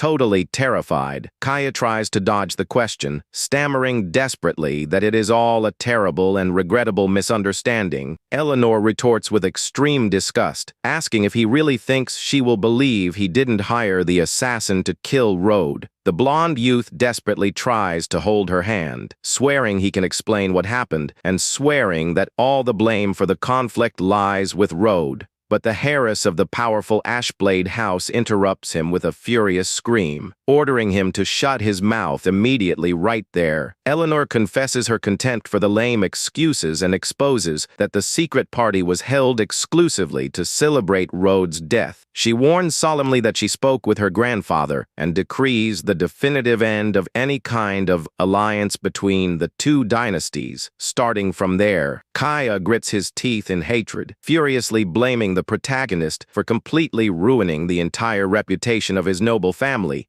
Without paying any more attention to the rival, the young woman turns her back and invites the boy to leave that regrettable party once and for all. The female students watch the scene dumbfounded, confused to see the heiress cut ties with Kaya because of the guy considered insignificant. Claire watches their departure looking very thoughtful and sad, confessing in whispers that that guy doesn't look anything like the Rode she knew. Under the starry night sky, the pair calmly descends the long stone staircase of the palace, leaving the property behind. Eleanor rants irritably about Kaya's audacity and praises the boy, stating that those fools would never understand Rode's true power. She ponders that the assassin was far too strong to take orders from Kaya and questions whether the entire Shadow Thorn family might be involved in this. Rode agrees and warns that her clan was also a target of the conspiracy and that his own intervention ended up ruining the rivals' plan. The young woman is infuriated upon realizing that the rivals tried to take advantage of her grandfather's illness to confiscate her clan's possessions. Eleanor smiles brightly, remembering that thanks to Rode her grandfather recovered, and guarantees that her entire dynasty will act under his orders. The young necromancer assumes a deeply serious and focused expression as he makes the decision to act definitively against the rivals. With his eyes glowing intensely in blue, Rode orders coldly for the entire Shadowthorn family to be completely wiped off the map. Meanwhile, the darkness of the night covers the gigantic and imposing residential property belonging to the proud Shadowthorn family. Inside his private room, Kaya's older brother holds the communication talisman, which begins to crack in a mysterious way. Through the audio channel, Kaya reports in tears that the assassin Rennie failed the mission and that Rode showed up alive and very strong at the party. Bruce is extremely shocked and rants that it is impossible for the mercenary to have failed since he himself chose the warrior for the job. Desperate, Kaya screams that the powerful Ashblade family broke the alliance definitively and blames the rival for ruining all the plans. The imposing armored warrior takes a deep breath, holding back his fury, and warns dryly that he will return immediately to resolve the impasse. Kaya widens his eyes, overcome by a huge surge of hope upon confirming that his strongest brother will finally return to the city. A sadistic and insane smirk reappears on the boy's face, who celebrates knowing that this time Rode won't have any chance of escaping alive. 2 days pass quickly until the sunlight shines over the beautiful scientific research tower of the renowned Royal Institution. Inside his private laboratory, Rode fiddles with his potions thoughtfully, wondering why Kaya remains so quiet after the clash. The boy reasons, knowing very well that the blonde rival would never accept humiliation quietly, and wonders what he is planning there. Suddenly, eccentric Professor Gustav interrupts them with enthusiasm and orders harshly that the two of them prepare for a quick trip. The older man explains that he consumed almost all of his stocks of rare ingredients in his research and warns that they need to go shopping at the market.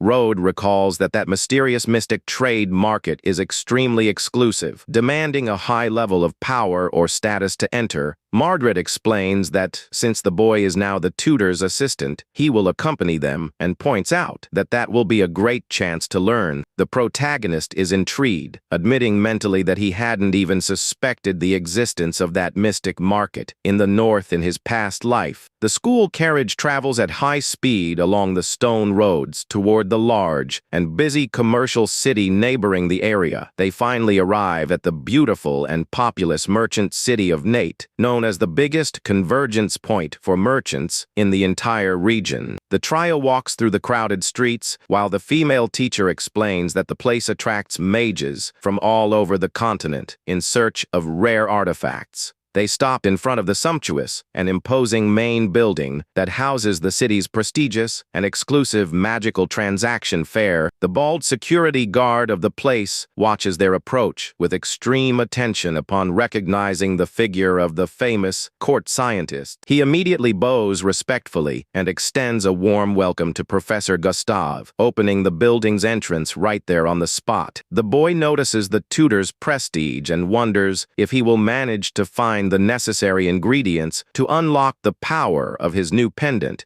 Already inside the sumptuous hall, the general manager of the market introduces himself politely and places himself entirely at their disposal for assistance. The older man dismisses the formalities with impatience, demanding to be taken straight to the main vault, since he has no interest in cheap merchandise. The market manager agrees nervously and asks the noble visitors to accompany him to the restricted area of the sumptuous vault. Upon entering the imposing and private room, the manager kindly invites them to feel completely at ease to look at the items. But Professor Gustav waves dismissively, stating with zero patience that he has not the slightest interest in any of those goods. He demands harshly that they bring rare ingredients rich in vital energy and also funerary materials from ancient graves. Rode observes in silence a glowing blue bone inside a vial, evaluating that it is an unusual item, but nothing all that spectacular. He sighs lightly with disappointment upon noticing that the prestigious mystic market holds nothing revolutionary for his needs. He ponders that legendary, tier artifacts that truly change the fate of the world are extremely difficult to find at ordinary fairs. Margaret hears raised voices and Professor Gustav shouting furiously at another elderly man, disputing the purchase of a mysterious crystal. Margaret explains quickly to Rode that the rival fighting there is Professor Ball, Gustav's great historical nemesis. Before them, an immense and valuable greenish crystal shines intensely, radiating an aura of pure vitality that fascinates those present. But upon looking closely, Rode realizes immediately that that beautiful greenish crystal is actually just a very well-crafted fake right there. Ignoring the others, Gustav continues cursing his rival Ball as a vulture, accusing him of always trying to steal everything that catches his interest. Ball simply smiles in a sadistic and mocking way, replying that in the market, whoever makes the payment first is the one who has the right to take it. The proud Professor Gustav turns red with anger, shaking his fists, unable to contain his hatred for the eternal adversary's provocations. Rode steps closer and warns directly that vitality gemstone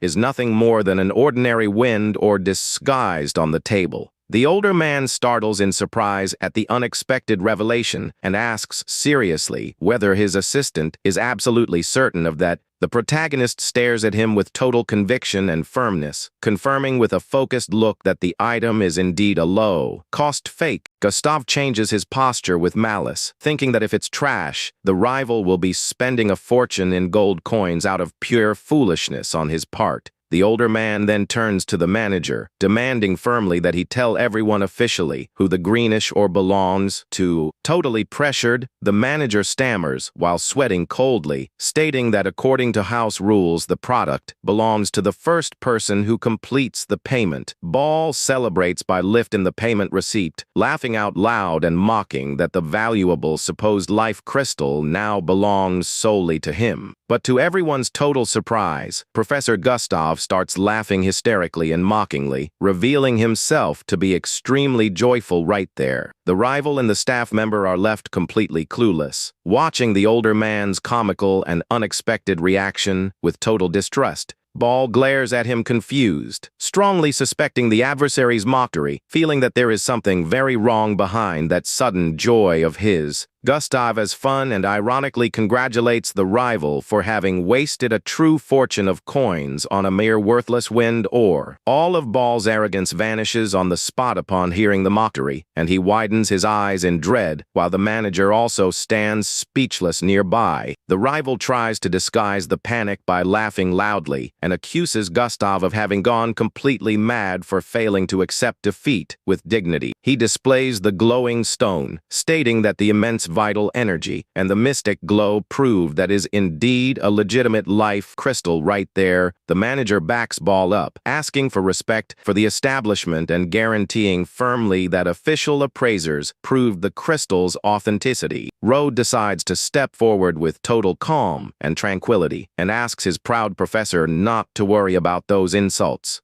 The young assistant states with total authority in his voice that the stone in the rival's hands is undeniably just a very common wind ore. The faces of Ball and the manager cover with deep hatred and fury at the boy's audacity in maintaining that outrageous accusation of fraud. The old rival glares at him with extreme hostility in his eyes, demanding to know with heavy contempt who he thinks he is to speak with such authority. The manager warns the boy harshly to moderate his tone, reminding him that accompanying the professor does not give him the right to defame the house's honesty. Gustav explodes in defense of Rode, declaring that his assistant's skills and knowledge surpass even his own capabilities. Ball scoffs with contempt, mocking that the once brilliant rival must have gone senile for having appointed a simple student as his main helper. He holds out the glowing green gem, challenging the boy to prove his supposed ridiculous accusation and explain where the immense aura of vitality comes from. The precious stone glows intensely at the tip of the rival's fingers, scattering lovely, sparkling residues of greenish vital energy through the air. Road explains that the gem possesses an elven illusion spell to simulate the vital aura and says that simply draining that force will reveal the fake. The protagonist instructs the manager to bring some ancient graveyard dirt, explaining that it will consume the spell, revealing the true item. Totally disconcerted and sweating from nervousness, the staff member confirms they have the ingredient and quickly orders a pot of it to be brought.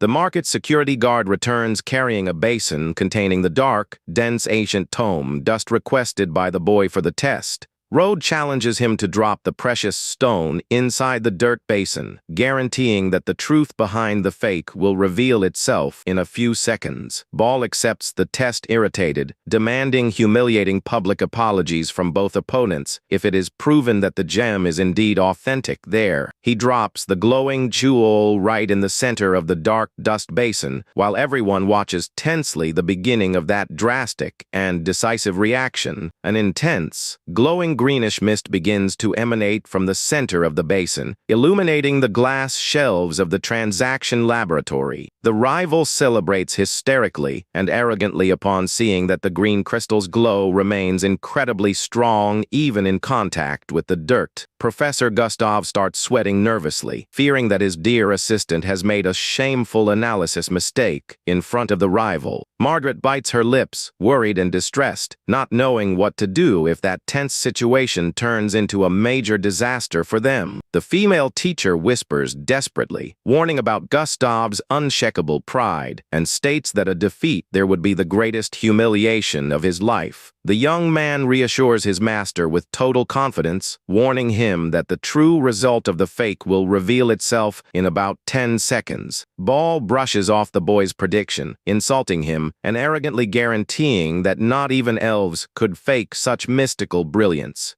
But suddenly the market manager's eyes widen, and he lets out a scream of complete terror upon spotting something inexplicable happening to the jewel. Before everyone's astonished gaze, the immense green light of vitality begins to quickly fade away, revealing a gray and opaque rock. Margaret is extremely shocked to confirm that it really was a scam, while the other nobles shout furiously, demanding to know who appraised the product. The crowd whispers in horror and mocks Ball for wasting a true fortune in gold coins on a worthless piece of junk. Ball turns completely red with rage and deep humiliation, his eyes bloodshot upon realizing the public shame he has just suffered. He screams furiously at the manager, accusing the entire establishment of being a bunch of scammers and of selling trash as a valuable artifact. Gustav bursts into hysteric laughter, mocking his eternal rival, and thanks Road for saving him from falling for that shameful market scam. Consumed by humiliation and hatred, the defeated Ball throws the worthless rock to the ground and decides to leave the place immediately out of anger. He mutters between his teeth with deep hatred, mentally promising that that public humiliation would not go unpunished for his rivals. While his rival withdraws, the establishment's manager bows in desperate apologies, sweating with terror in the face of all that commotion. In the distance, Ball's gloomy gaze shines with pure hatred, promising to decree the complete destruction of those who dared to make him feel ashamed. Back in the hall, Professor Gustav celebrates euphorically, claiming that he hasn't felt this good and happy about a victory over his rival in years. The elderly man thanks Road very cheerfully and warns the boy that he can choose any ingredient from the shop on his laboratory's tab. Gustav coldly warns the manager, demanding that there be no more fakes there, and the employee swears in fright that everything was just an accident. The elderly man walks away with disdain, followed by the protagonist, while Professor Margaret just accompanies them in silence with a slight smile from afar. The manager watches Road from afar, scared and intrigued, wondering where a young novice capable of surpassing all his appraisers came from. As they walk away, a mysterious and gloomy figure wearing an exotic armor watches them discreetly from a dark corner of the room. The trickster whispers furiously upon noticing that the boy has ruined his lucrative counterfeiting business and swears that Road will have to pay with his life. With his eyes shining with malice, the villain plans to use Professor Ball's hatred as the perfect tool to eliminate the protagonist. From there, Ball hurries down the commercial building's staircase with heavy steps and stomping hard under the sunlight illuminating the city square. The elderly man walks away muttering furiously, unable to digest that his rival Gustav managed to find such a perceptive and attentive assistant. Besides losing a fortune in gold, he bitterly laments that a mere student caused him the biggest and most shameful humiliation of his life. Suddenly, the armored mercenary who was spying on them approaches the elderly man on the street, calling him by name and making Ball look back very confused. The warrior with a metallic helmet positions himself firmly in front of him, revealing himself to be one of the employees who works in the market security and commerce. Ball rants angrily, demanding that if he is to receive fair compensation for the fraud, they should send one of the establishment's general directors. The mercenary asks for calm with falsehood, guaranteeing that management was also extremely surprised by the case and has already opened a rigorous investigation. He lies in whispers, inventing the rumor that the appraiser of the fake gem had been secretly meeting with the young Rode over the past few days. Professor Ball's eyes widen, and he lets out a scream seized by an immense and uncontrollable wrath upon hearing the terrible suspicion of a setup there. He questions with clenched fists whether the mercenary is suggesting that the whole situation was an ambush orchestrated exclusively to rob him. The villain plays it off with a fake smile, claiming to be just a humble employee who decided to share the gossip out of pure respect for him. He instigates Ball by pointing out how strange it is for the young Rode to be so sure about the fake, considering that the elven spell fooled even the most experienced mage. Faced with all that false evidence, the elderly man lowers his head and starts to laugh in a dark and completely psychotic way in the middle of the street. The professor concludes with hatred that Rode helped with the fraud and swears that his rival Gustav used the boy to pull off the lowest scam of his life. He focuses his freezing gaze on the disguised guard and directly questions what his real objective was in telling him that information. The villain replies by claiming that if the cheating story spreads, the exclusive commerce of the entire Nate Fair will suffer serious damage in the area. The elderly man flashes a smile of pure malice and concludes with satisfaction that both of them share the exact same and definitive common interest there. The trickster agrees in silence, sporting an evil smile knowing that his manipulation plan against Rode worked out perfectly. Ball walks away with firm steps and mentally swears that Gustav and his young assistant will pay very dearly for that public shame. With his eyes shining with pure hatred, he swears to make both rivals feel firsthand the terrible fury of anyone who dares to defy his mystical authority.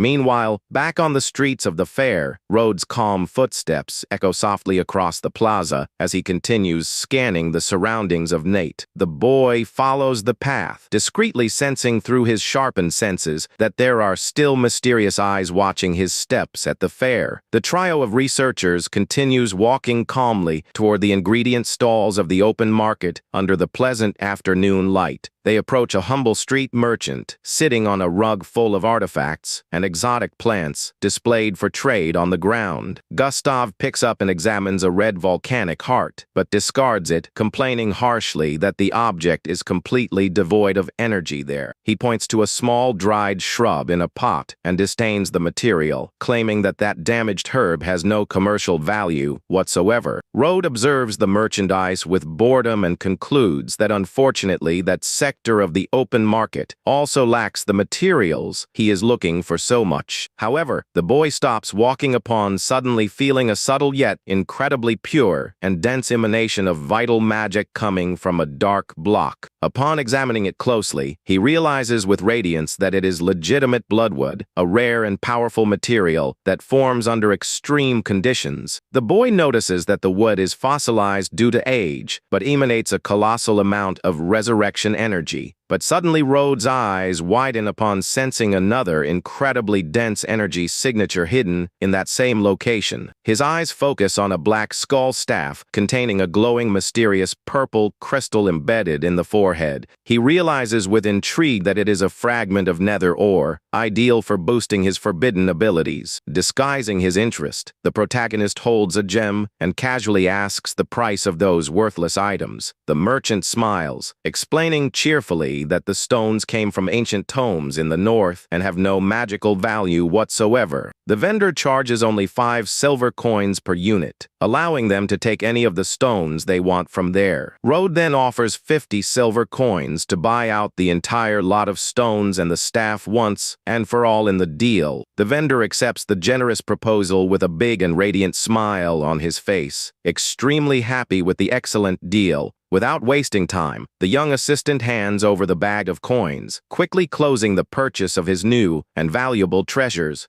Margaret walks beside them, commenting in a discouraged tone that market visit hadn't been very productive there. Rode discreetly hands the piece of fossilized wood to Gustave, explaining that the item possesses immense vital resurrection energy. The proud professor glares at him grumpily, grunting that he knows what bloodwood is, and that that's just an ordinary stone, but the protagonist remains calm and firmly insists that the material really is the rare wood, but in a fossilized state. Intrigued by the claim, the elderly man adjusts his glasses and decides to closely examine the small piece of mineral he received from Rode. As soon as he touches the object, an immense and brilliant beam of red light erupts from the mystical stone, covering the elderly man's scared face. Margaret watches everything in complete shock upon feeling the dense and overwhelming emanation of vital aura radiating from the fossilized object. The elderly man's eyes widen in extreme astonishment at that radiant and pure brilliance, filling the entire environment around him there. He exclaims in pure euphoria upon realizing that the assistant was right and that it was indeed precious bloodwood. Meanwhile, the protagonist observes the purple nether ore fragment with a subtle smile, holding it in his own hand. The boy knows very well that valuable dark artifact will be the key element that will boost his necromancy skills. Later, under the dark cloak of night, lights turn on throughout the protagonist's imposing and sumptuous residential palace. He holds the 2 crystals, calculating that with the ore he will level up and that he will use the tear of death to restore his servant's strength. The loyal knight with eyes glowing in flames emerges from the shadows and kneels with deep respect before his revered master. Rode extends the gorgeous blue pendant toward him, firmly ordering him to use the object to recover his former power. The servant obeys promptly and respectfully as the amulet cracks, releasing an immense wave of concentrated power over him. A furious tempest of mystical flames and blue lightning completely wraps around the knight's body, starting his transformation there. The protagonist watches in silence the immense vortex of dark mana rising toward the ceiling, illuminating the entire room in blue.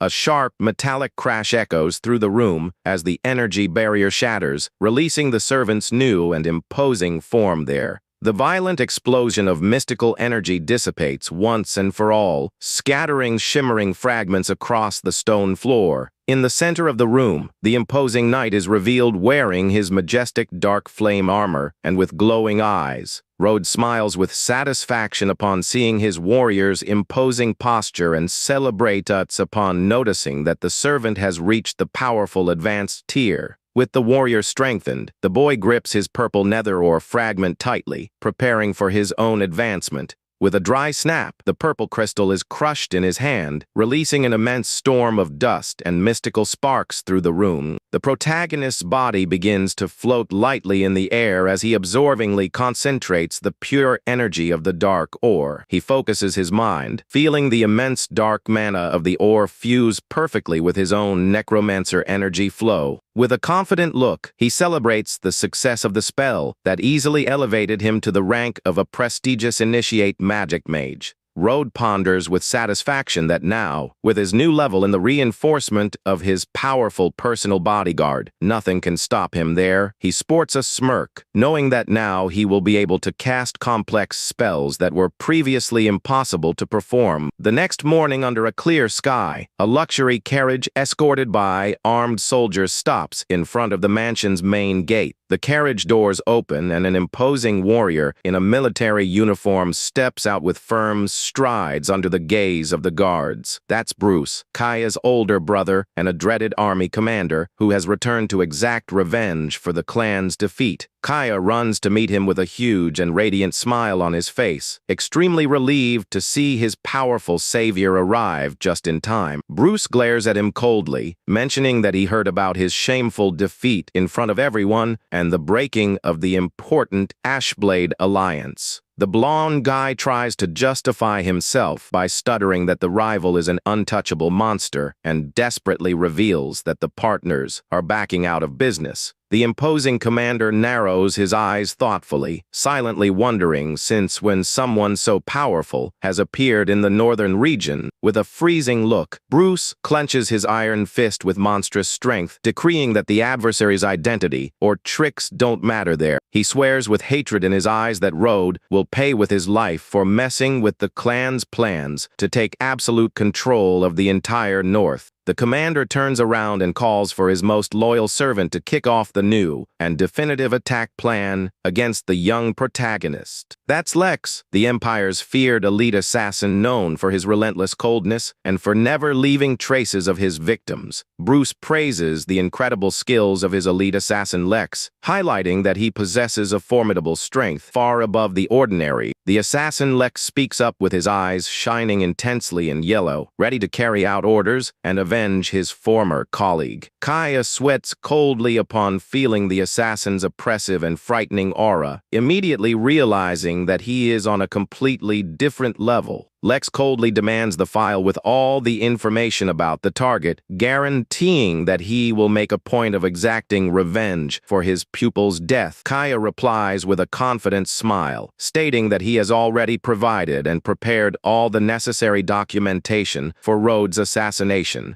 He throws the folder containing the detailed reports with the information onto the table so the hitman can analyze every detail of the target. Bruce looks over the boy's file and flashes a sarcastic smile upon noticing that the opponent has become Professor Gustav's personal assistant. He analyzes that Gustav's prestige prevents direct attacks inside the academy or another simple ambush in the middle of the street against Road. The commander concludes that the best action strategy will be to create a clever trap to lure the young target into their own territory. Kaya comes up with a Machiavellian idea, suggesting they send a formal apology invitation to the Ashblade family, bringing Road along with them. He laughs psychotically, planning to use the reconciliation as a facade to assassinate the rival dynasty's head and take their lands. The older brother listens to the evil proposal intently, realizing that that really would be the golden opportunity to wipe everyone out at once.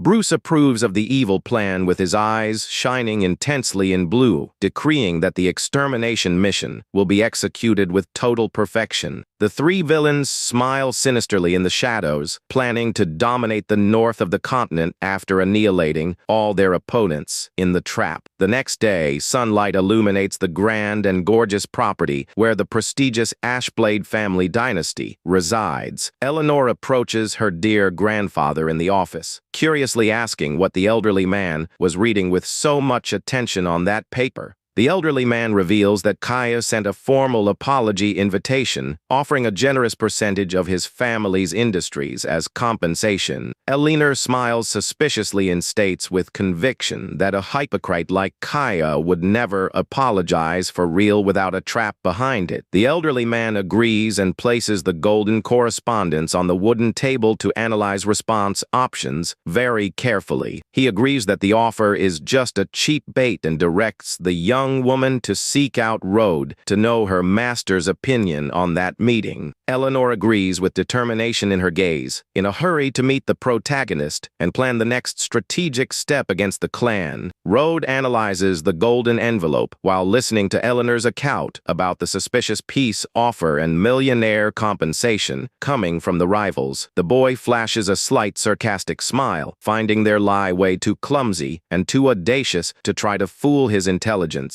With his eyes shining intensely, Road decides to accept the invitation, seeing it as the ideal chance to wipe the entire Shadowthorn family off the map once and for all. The next day, a luxury carriage of the Ashblade clan waits in front of the palace, ready to transport them to the banquet property. The loyal knight greets Road with deep respect, cheerfully warning that the transport is fully prepared to start the journey from there. The boy dresses in refined gala clothes, adjusting his dark bow tie impeccably for the important evening event. Eleanor's grandfather confesses that he feels totally safe and calm knowing that Road will accompany them closely in that tense, noble meeting. He comments with disdain that the rivals don't even imagine that his health has been restored and swears he will make them regret that trap bitterly. As the shadows of night fall, the Shadowthorn Palace is heavily guarded by soldiers in dark armor and swords drawn. The employee greets them falsely, apologizing for the troubles of previous days and cordially inviting them to enter the banquet.